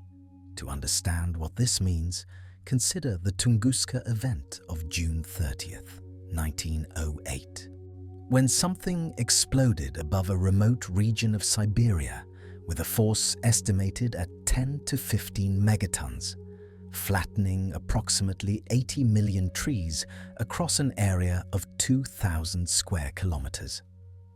No crater was formed because the object exploded in the air rather than impacting the surface, but the pressure wave and thermal pulse devastated everything beneath it.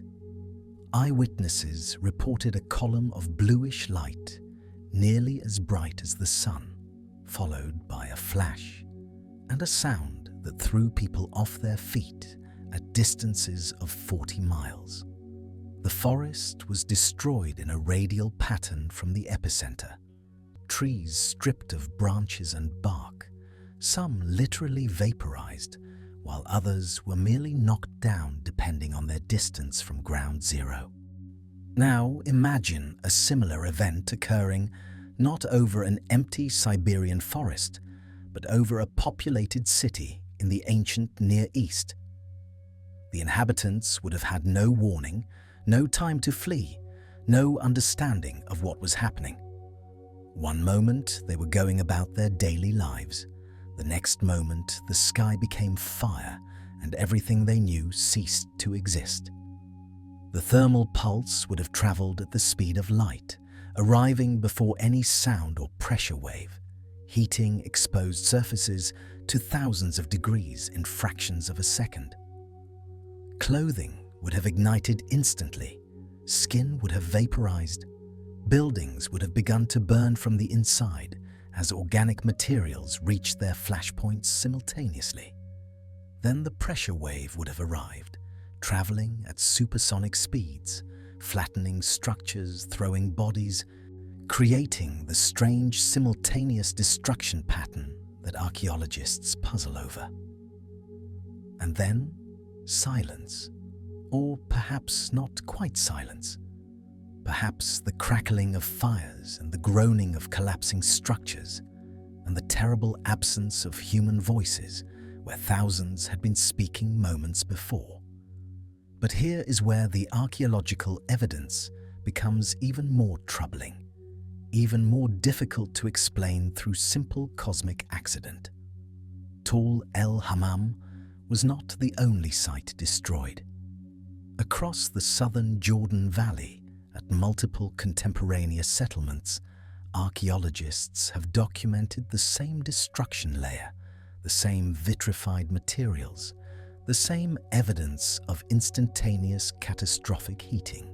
The smaller sites around Tall el-Hammam, the villages and farms that made up its agricultural hinterland, all show destruction at the same moment. And the pattern extends further to sites on both sides of the Dead Sea, to locations that suggest a destruction zone covering several hundred square kilometers. After this destruction, the region was abandoned. Not merely depopulated temporarily, as happens after wars or famines, but completely abandoned for approximately 600 to 700 years. The soil itself seems to have been contaminated, salted perhaps by the superheating of Dead Sea minerals and their dispersal across the landscape. No one rebuilt, no one returned to farm. The cities that had stood for 1,000 years became tells, mounds of debris slowly eroding under wind and rain, their very names forgotten, until modern archaeology began to ask questions about the strange gap in the regional settlement record. Now, we must turn to how the ancient world itself described this destruction, how the texts that have survived characterize the mechanism by which cities were erased from the earth. Because here, we find a remarkable consistency across cultures and centuries, a vocabulary of divine destruction that suggests either shared experience or shared source, or perhaps both. The Akkadian language, the tongue of empire that served as the diplomatic and literary language of the ancient Near East for over 1,000 years, possessed a rich vocabulary for catastrophic destruction.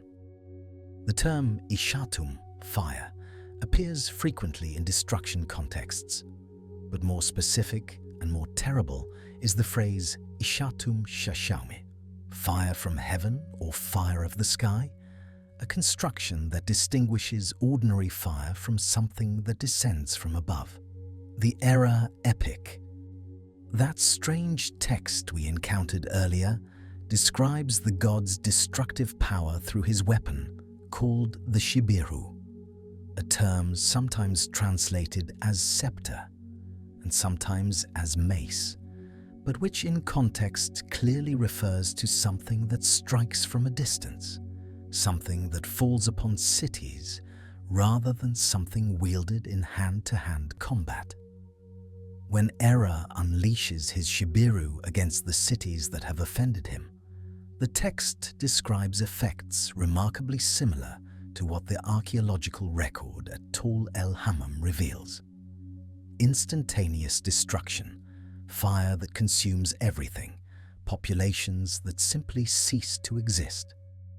The Hebrew Bible, composed centuries after the events it describes, but drawing on older traditions, uses the term gafrit, typically translated as brimstone, to describe what fell upon Sodom and Gomorrah.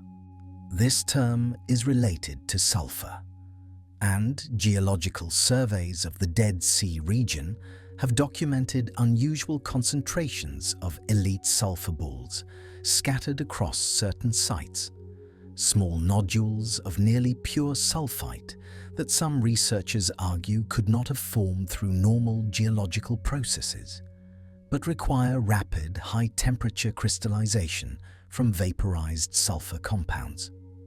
The biblical text in Genesis 19:24 states that the Lord rained upon Sodom and Gomorrah brimstone and fire from the Lord out of heaven.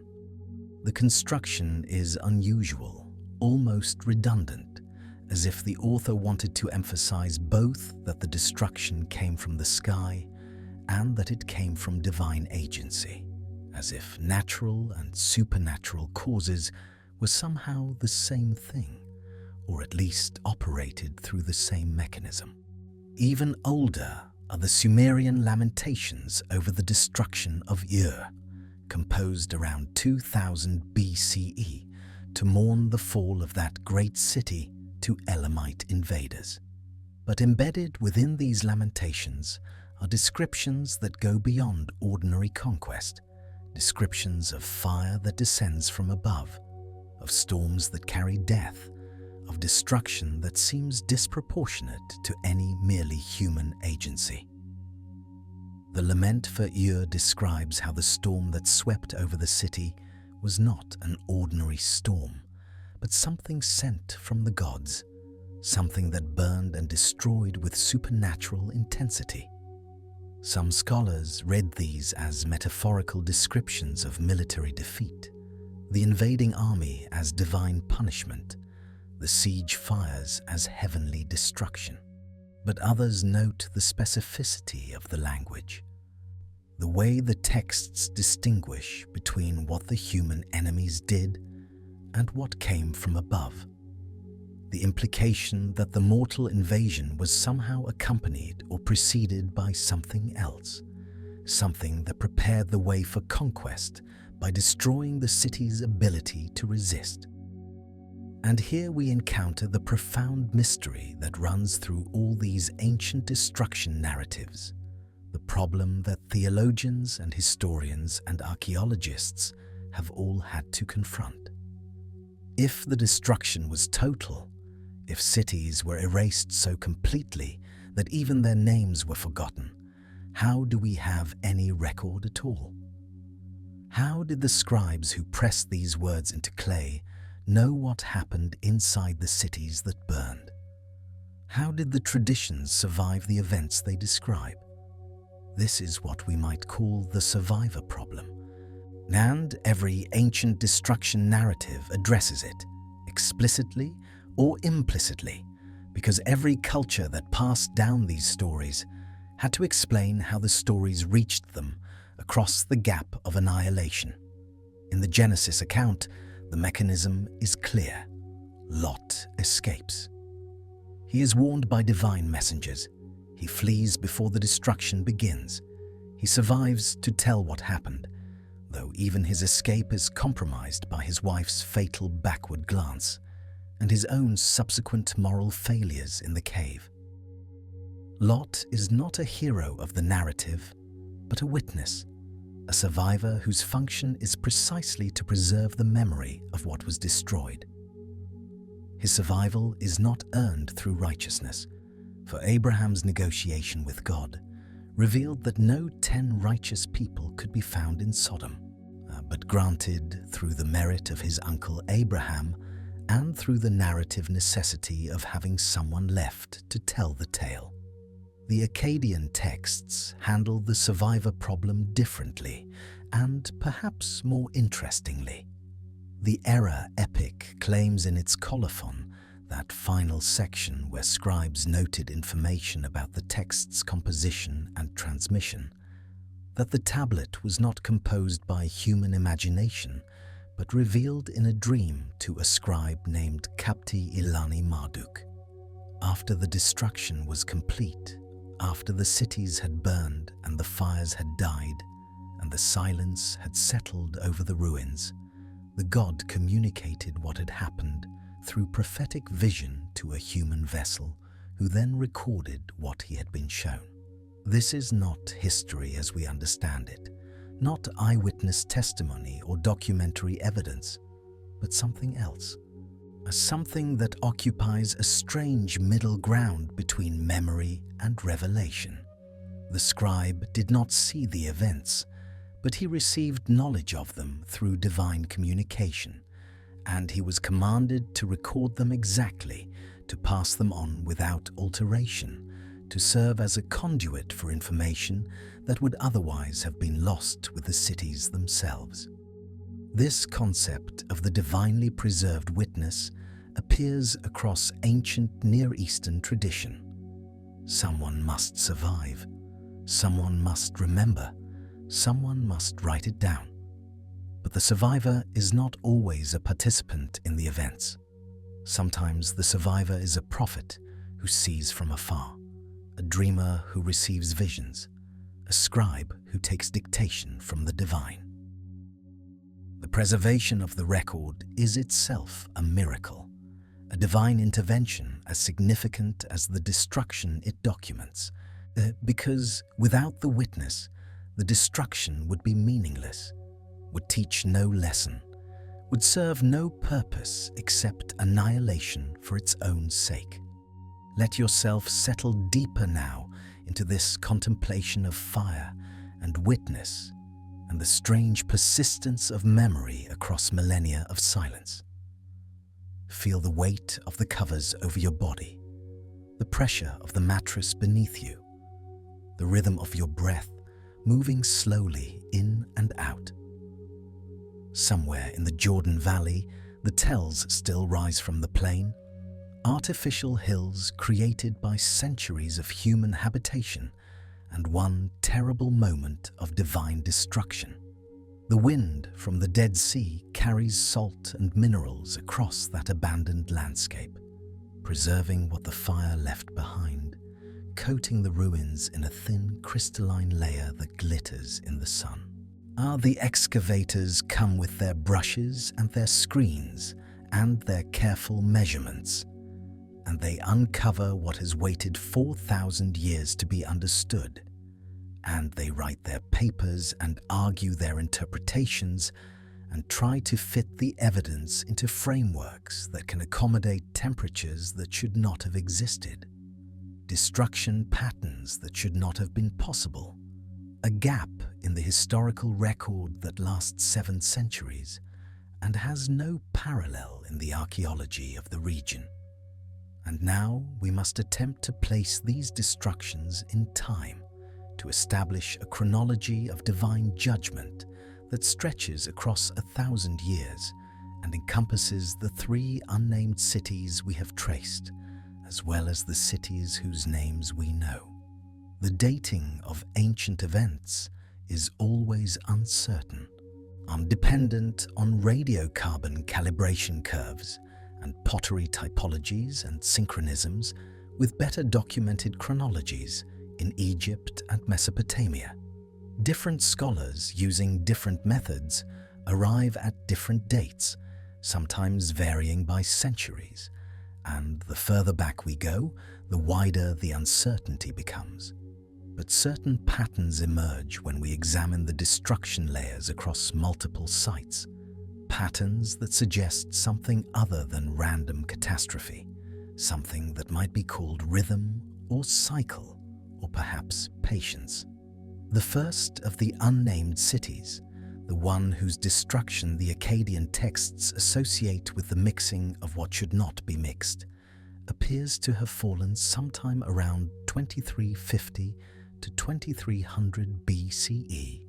This corresponds to a period of widespread disruption across the ancient Near East, the end of the early Bronze Age III period, when multiple sites show destruction and abandonment. Scholars have proposed various explanations for this early Bronze Age collapse. Climate change, invasion by nomadic groups, systemic economic failure, or simply the accumulated instabilities of complex societies reaching their breaking point. But the texts suggest something more specific: divine judgment against cities that had transgressed cosmic boundaries, and the archaeological evidence at certain sites in the southern Levant shows the same anomalous destruction signatures that would later appear at Tall el-Hammam. The second unnamed city, associated with the transmission of forbidden knowledge, falls approximately 2100 to 2000 BCE, the turbulent period between the fall of the Akkadian Empire and the rise of the third dynasty of Ur. This era saw massive population movements, the destruction of established urban centers, the emergence of new peoples and new powers across Mesopotamia and the Levant. The Sumerian literary tradition remembers this as a time of divine anger, when the gods withdrew their favor from humanity and allowed destruction to run unchecked. The texts that survive from this period are filled with lamentation, with the sense that something precious has been lost, that knowledge once possessed has slipped away, that the world has become somehow diminished from what it was before. The third unnamed city, the one associated with the violation of boundaries between kinds, appears to have been destroyed around 1900 to 1800 BCE, the Middle Bronze Age transition. This places it approximately a century before the destruction of Sodom and its companion cities, close enough that the events might have been remembered by people who lived through the later catastrophe, close enough that the pattern might have been recognized by those who knew both traditions.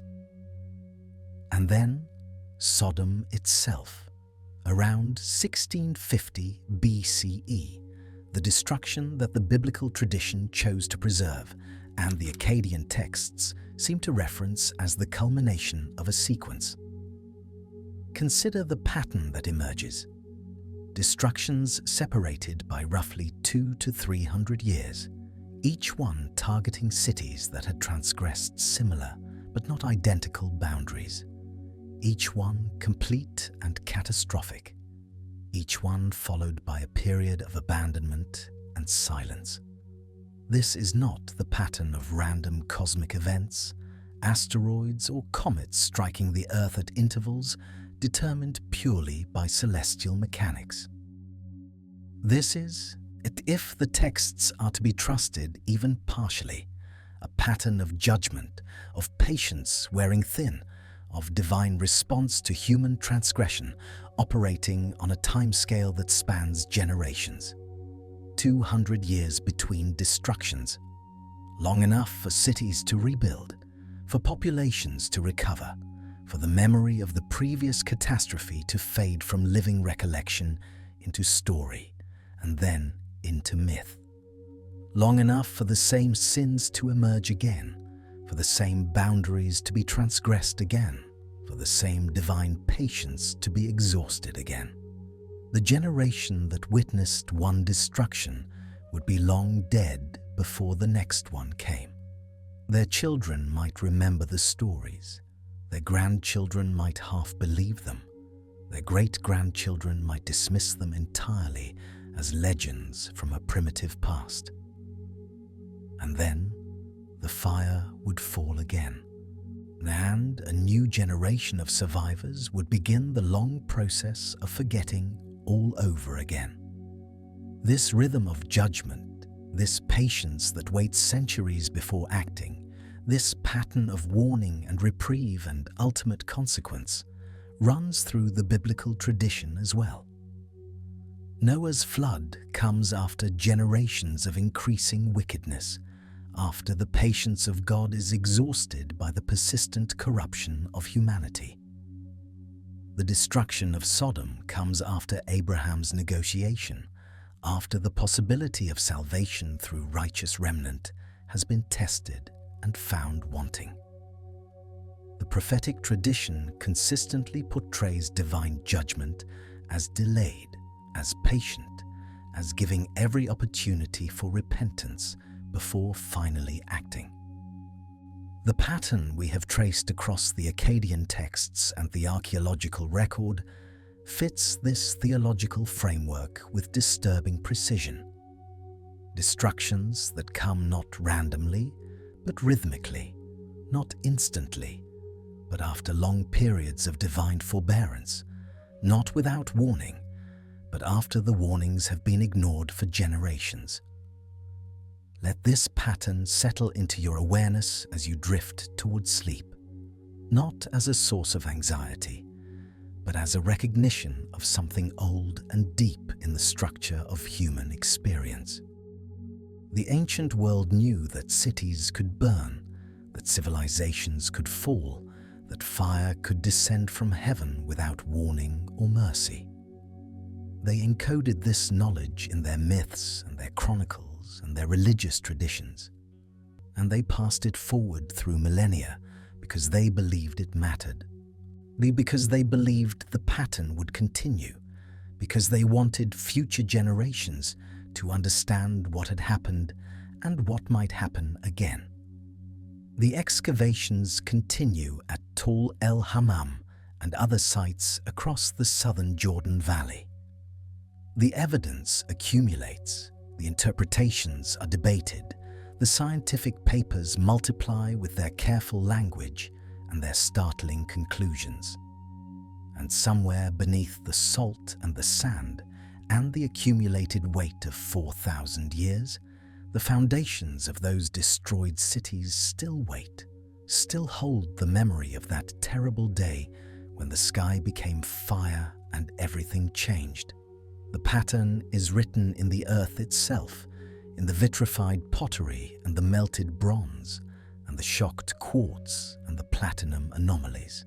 It is written in the texts that survived against all probability. They passed from scribe to scribe, from clay tablet to clay tablet, from the dying cultures of Bronze Age Mesopotamia to the archives of modern museums, where they wait for scholars patient enough to read them. And it is written, perhaps, in some deeper layer of human memory, in the persistent intuition that the world has ended before and might end again, that civilizations are more fragile than they appear, that there are boundaries beyond which human ambition should not reach, consequences that patience delays but does not eliminate. Rest now in the silence that follows the fire, in the long centuries of abandonment that come after judgment, in the slow, patient work of the earth covering what was destroyed and preparing for what will be built again. The cycle continues, as it has always continued, as perhaps it must continue until whatever lesson the destructions are meant to teach is finally learned. Sleep comes like the silence after the catastrophe, covering everything, smoothing everything, preparing the ground for whatever grows next. Now we arrive at the question that has been waiting beneath all the others, the question that emerges only after we have walked through the ash and silence of those 3 unnamed cities, after we have traced the geography of divine fire and confronted the sins that demanded total erasure. The question is simple, but its implications reach across millennia and touch something deep in our understanding of how memory itself works. The question is this: why do we remember Sodom when we have forgotten all the others? Why does that single name echo through 3,000 years of religious tradition, through art and literature and moral philosophy, while the cities that burned before it have vanished so completely that even their names are lost to us? The answer reveals something profound about the nature of sacred memory, about what gets preserved and what gets buried, about the difference between a warning and a danger. Let your breathing slow as we explore this final mystery. Let your body settle deeper into rest, because understanding why Sodom survived in memory while the others did not may be the key to understanding the entire pattern of divine erasure that we have been tracing through these ancient texts.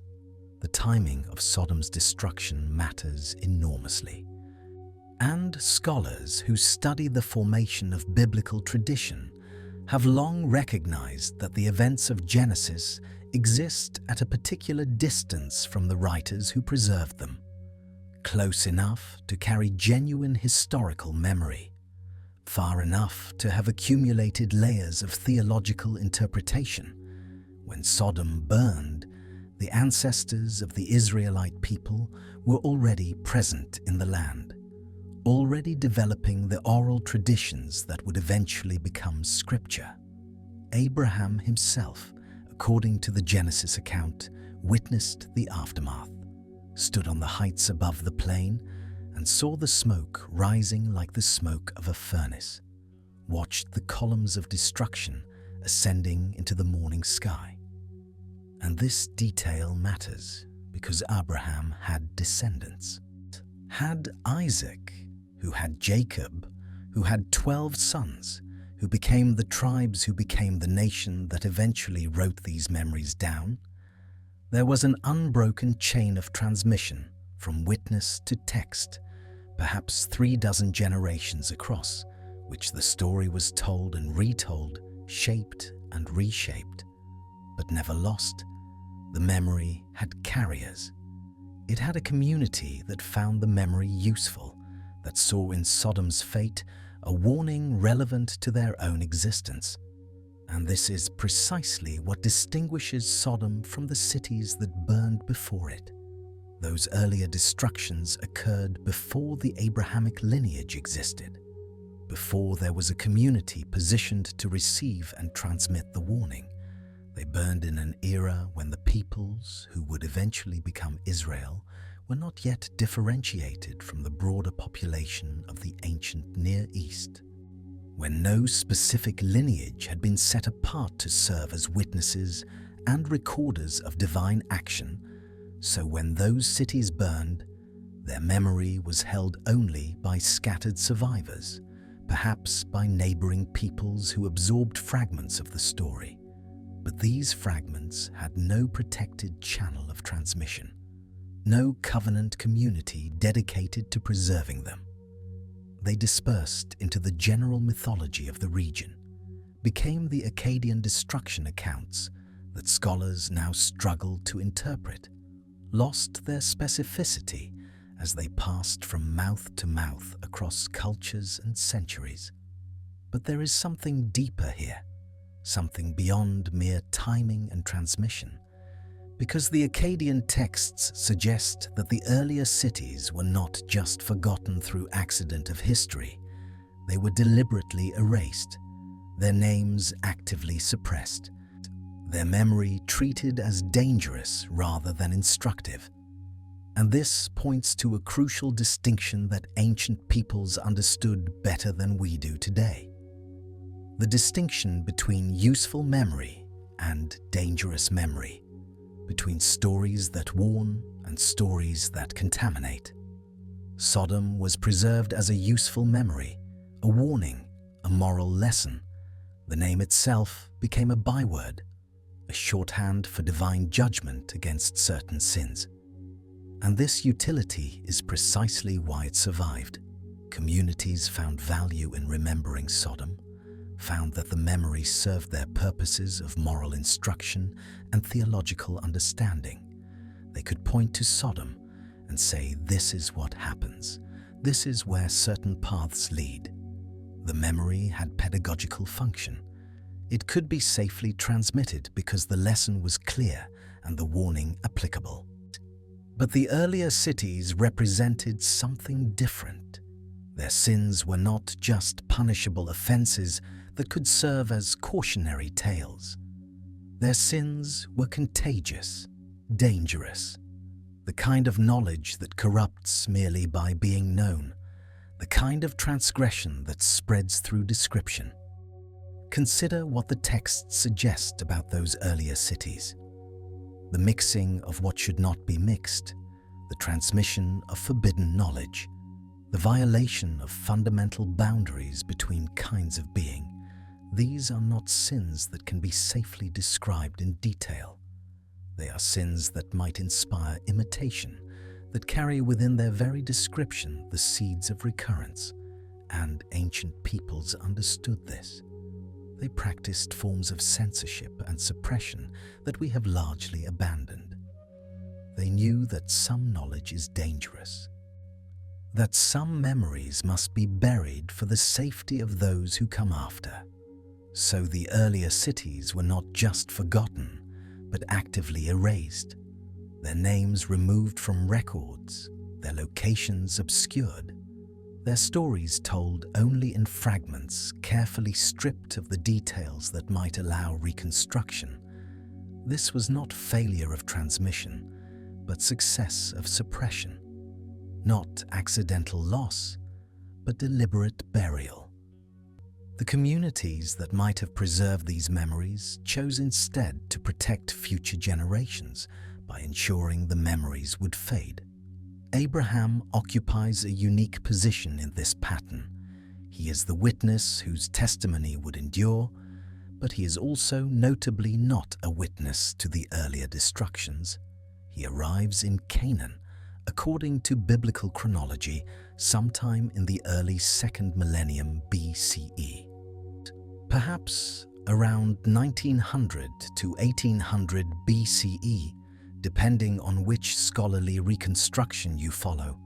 This places him after the destructions we have been discussing, after the 3 unnamed cities had already burned and been buried. He inherits a land already marked by divine judgment, already scattered with the ruins of civilizations that exceeded their boundaries and paid the price. But he does not know their names, does not carry their specific memory. He knows only that he walks through a region where the divine has acted before and will act again. And when Sodom burns, he recognizes the pattern, understands that he is witnessing not an isolated event, but a continuation of something ancient, his famous negotiation with the divine. Will you destroy the righteous with the wicked? If there are 50 righteous, if there are 45, if there are 30, 20, 10. This negotiation reveals someone who understands the stakes, who knows that cities can be erased completely when their corruption passes a certain threshold, and his willingness to accept the judgment when even 10 righteous cannot be found, shows someone who has made peace with the pattern, who trusts that the preservation of the righteous remnant, Lot and his daughters, serves some purpose in the larger design. Abraham becomes the transmitter of the Sodom memory precisely because he had the theological framework to receive it.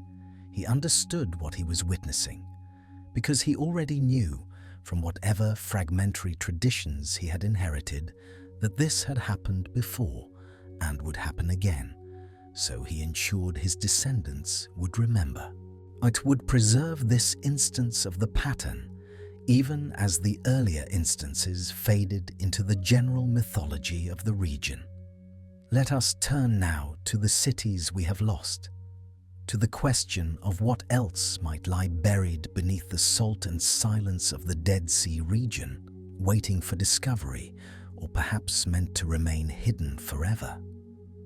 This is where archaeology becomes not just science, but philosophy, where the question of what we can find becomes entangled with the question of what we should find. The archaeological problem is profound. How do you locate something that was deliberately hidden? How do you find a city whose very name was erased, whose location was obscured, whose memory was systematically suppressed for millennia?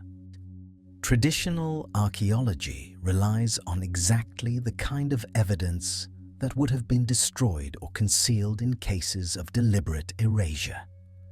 You look for references in ancient texts that allow you to triangulate location.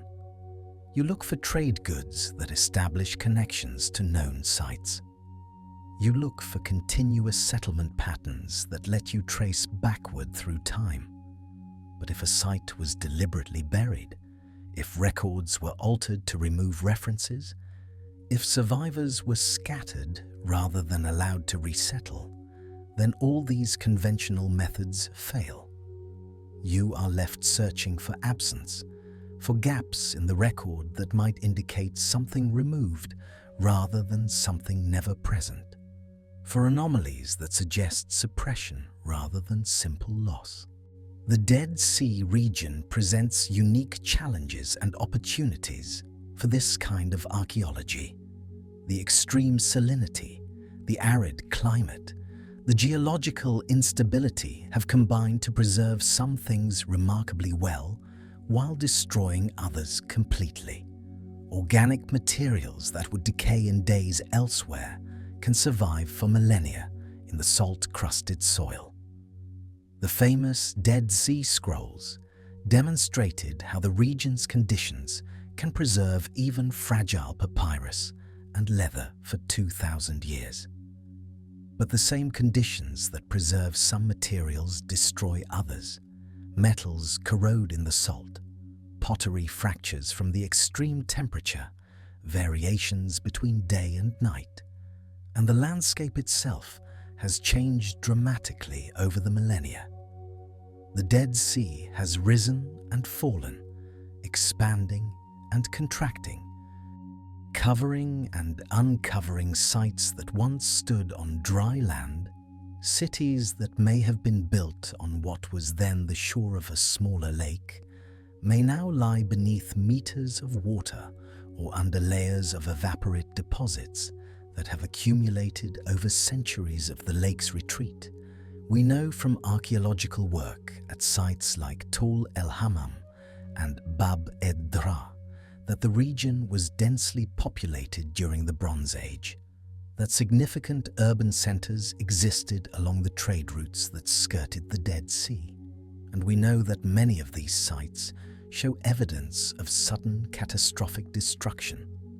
Layers of ash and burned material, vitrified pottery indicating extreme heat, skeletal remains suggesting death without opportunity for flight. But matching these archaeological sites to specific cities mentioned in ancient texts has proven extraordinarily difficult. The texts give geographic indicators that seem precise but prove ambiguous when applied to the actual terrain. Phrases like "near the bitumen pits" or "where the valley opens toward the sunrise" could describe multiple locations along the western or eastern shore. And the landscape itself has changed so dramatically that ancient geographic descriptions may no longer correspond to visible features. So archaeologists work in uncertainty, proposing identifications and then revising them as new evidence emerges. And through it all, the question lingers. Are some sites meant to be found, while others are meant to remain lost? Should we be searching at all for the cities that were deliberately buried? The Akkadian concept of kitmuru, the burial of knowledge, speaks directly to this question. It describes a practice of deliberate concealment, of sealing away information that is too dangerous to circulate, but too important to destroy completely. The knowledge is not lost, but locked away, hidden in places where only the worthy or the desperate will ever find it. And the texts suggest that this practice applied not just to information, but to physical sites, cities that were judged worthy of total destruction, but whose very existence carried information that needed to be preserved in some form for some future purpose. The cities were buried, covered over, their locations obscured, but not completely erased. Traces were allowed to remain, fragments preserved in texts that would be copied and recopied through the millennia.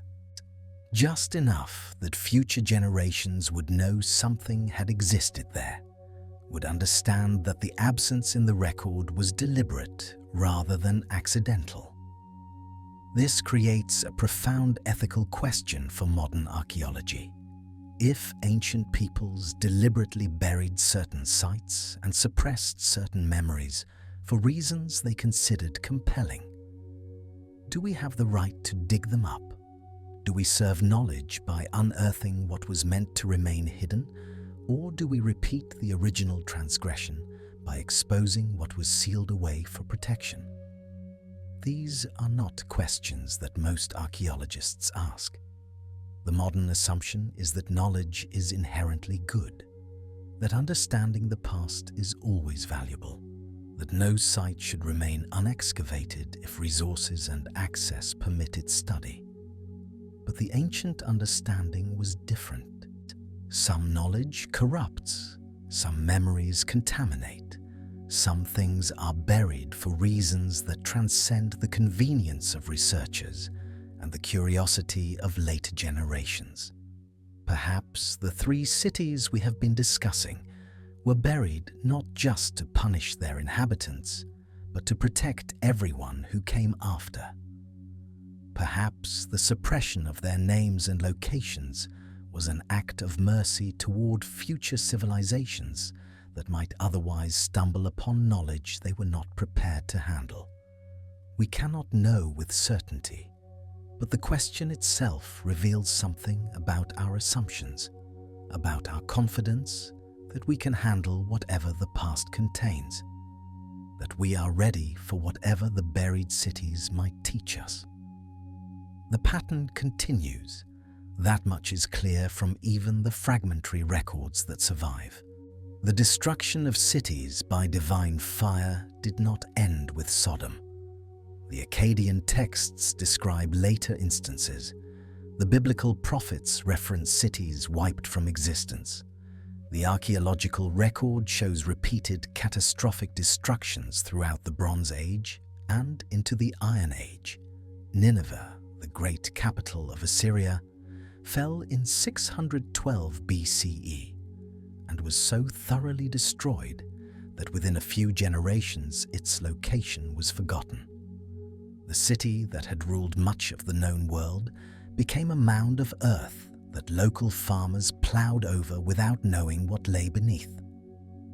Babylon itself, that enduring symbol of human achievement and human arrogance, was conquered and reconquered, partially destroyed and rebuilt, until finally it too faded into ruins that were lost for centuries. The pattern is not unique to the Dead Sea region or the Bronze Age. It extends through history, through civilizations that rose to remarkable heights and then fell with devastating suddenness. And the question that emerges from this pattern is whether it represents natural historical cycles, the rise and fall that every civilization experiences, or something more intentional, something that continues to operate according to principles that the ancient texts tried to describe. The theological question is whether divine judgment has ceased or merely paused. Whether the God who burned Sodom and the cities before it is still watching, still measuring, still prepared to act when corruption exceeds acceptable thresholds. The mainstream religious answer has been that the coming of Christ, or the establishment of new covenants, or the evolution of human understanding, has somehow suspended this form of judgment, that we live in an era of grace rather than an era of fire. But the ancient texts do not support such clean distinctions. They describe a divine character that is patient, immensely patient, willing to wait generations for repentance, willing to negotiate as Abraham negotiated over Sodom, but ultimately unwilling to tolerate unlimited transgression. The pattern includes warning, includes the sending of messengers, includes the preservation of the righteous who can be found, but it also includes a threshold beyond which destruction becomes necessary, inevitable, complete, and the texts give no indication that this threshold was removed, only that it is approached slowly, that the divine preference is always for repentance rather than destruction, for correction rather than erasure. This offers both comfort and warning. Comfort, because the pattern includes protection for those who remain within acceptable bounds. Warning, because the possibility of exceeding those bounds remains open. The cities were not destroyed arbitrarily or without cause. They were destroyed when specific conditions were met, when specific transgressions accumulated past the point of return, and if those conditions can be met, once they can be met again. Consider what the ancient texts describe as the precipitating sins, the mixing of what should not be mixed, the transmission of forbidden knowledge, the violation of fundamental boundaries, and ask whether modern civilization has approached or crossed similar boundaries. We have split the atom and harnessed energies that ancient peoples would have recognized as divine fire. We have decoded the genome and begun to modify the fundamental instructions of life itself. We have created thinking machines and connected the consciousness of billions through networks that span the globe. We have mixed categories that were previously distinct, transmitted knowledge that previous generations would have considered forbidden, violated boundaries that seemed inviolable for all of human history. This is not a judgment, not a claim that we have earned erasure, only an observation that the sins which triggered divine destruction in the ancient accounts are not safely confined to the ancient past.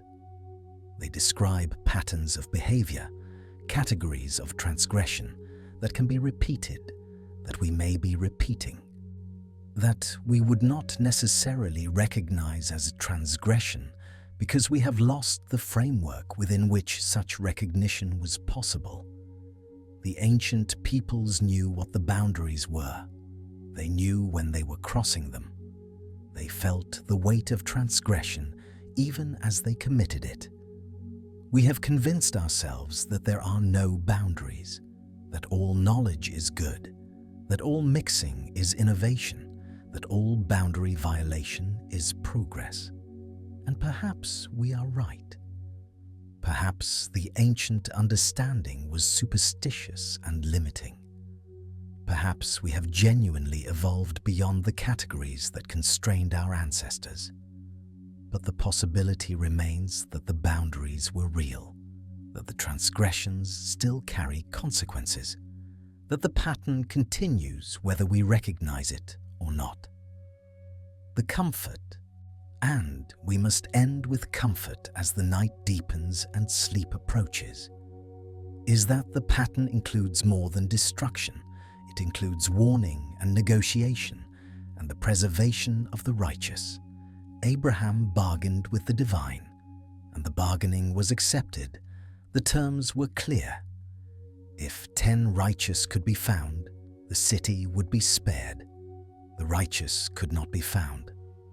But the willingness to spare them if present was real. Lot was extracted, pulled from the destruction by angelic hands, his hesitation overcome by direct intervention because his preservation mattered, and his descendants became peoples, Moab and Ammon, who themselves played roles in the continuing story. The destruction was not total in the sense of eliminating all value. It was total only in eliminating what could not be preserved. What was too corrupted to continue? What would contaminate everything it touched if allowed to survive? This is a different kind of destruction than random catastrophe. It is surgical even in its totality, discriminating even in its completeness. And this means that living within the pattern is not the same as living under arbitrary threat. The ancient texts describe a divine character that does not delight in destruction, that prefers repentance, that waits with patience, that spans centuries, that provides signs and warnings and opportunities to turn back. The cities that burned had received warnings, had seen messengers, had been given chances to change course. Their destruction came only after all alternatives had been exhausted, after the accumulated weight of transgression could no longer be ignored. This is different from the random catastrophes that also shape human history. The earthquakes and floods and plagues that strike without moral consideration. The pattern of divine destruction is not random, but responsive, not arbitrary, but consequential, and understanding this changes how we relate to it. We are not helpless before impersonal forces, but participants in a moral order that responds to our choices, that distinguishes between the righteous and the corrupt, that preserves what can be preserved while removing what must be removed. Now let us return to where we began, to the tablet in its case in the Berlin Museum, the clay that has waited for nearly 3,000 years to be read, to be understood, to deliver its message to whoever would receive it. The fluorescent lights still hum above the display case. The climate control systems still maintain the precise temperature and humidity that preserve ancient clay. And the text itself, those wedge-shaped marks pressed into wet mud by a scribe who believed he was recording something vital, still waits with the patience that only the truly ancient can achieve. The scribe who created this tablet, whose name may have been Kabti ili Marduk, if the colophon is authentic, understood himself to be performing a sacred duty. The text came to him in a dream, or so the tablet claims, came complete and demanding to be preserved exactly as received, without alteration or interpretation, and he obeyed, pressed stylus to clay, and recorded what he had been given. Then the tablet was fired and copied, and the copies were copied. And through the centuries, the text traveled from library to library, from Babylon to Nineveh, to wherever learned men gathered to preserve the records of the past. It survived the fall of empires and the destruction of cities, survived the very catastrophes it describes, arrived finally in the hands of archaeologists who unearthed it from the ruins of a civilization that itself had fallen into the dust, and now it rests in Berlin behind glass, speaking to whoever has ears to hear. What does it say to us? To you lying in the darkness, drifting towards sleep, what message crosses 3,000 years to reach this moment? Perhaps simply this: the pattern is real. The destructions happened. They happened before Sodom, and they happened after. Cities rise and cities fall, and some of them fall not from natural decay, but from judgment, from the accumulated weight of transgression triggering a response that ancient peoples understood as divine, and that we might understand differently but cannot dismiss entirely. The evidence is there in the archaeological layers, in the vitrified stone and flash-heated bone, in the gaps in the record where cities should be, but are not, in the fragments of text that speak of fire from heaven in terms too specific to be purely mythological. We can interpret this evidence in different ways, can fit it into different frameworks, can accept or reject the theological implications, but the evidence itself does not disappear. The tablet remains. The texts say what they say. The burned cities lie beneath the salt waiting for interpretation or for continued burial, and we are left to make what sense we can of it all, to find meaning or refuse meaning, to see pattern or coincidence, to learn from the past or repeat it. This is the invitation of ancient texts, not to dictate belief, but to present evidence and let each generation draw its own conclusions. Your breathing has slowed. Your body has grown heavy. The questions we have explored tonight do not demand answers before sleep. They can sink into your unconscious mind and do their work there, mixing with dreams, emerging perhaps as new understanding, or perhaps simply as the awareness that history is deeper than we usually imagine, that the past holds more than we have been taught, that the comfortable narratives we inherit may be incomplete. Not by accident, but by design. Some things were meant to be forgotten, but fragments survive. Whispers persist. Tablets wait in museums for readers who will pause long enough to wonder what they mean. You have paused tonight, have wondered, have let the ancient voices speak across millennia. And now you can rest, can let the story settle like sediment to the bottom of a silent sea, can trust that whatever understanding is meant for you will find you in time. The pattern continues. We are part of it, not as observers from outside, but as participants within. Our civilization, too, is rising towards some height and will eventually decline towards some fall. This is not cause for fear, but for perspective. For the same humility that Abraham showed when he accepted the judgment on Sodom, even after bargaining for mercy, we do what we can. We preserve what seems valuable. We pass forward what wisdom we have accumulated. And we trust that the pattern itself is not malevolent but necessary, not arbitrary but meaningful, even if the meaning exceeds our capacity to grasp it fully. Sleep now.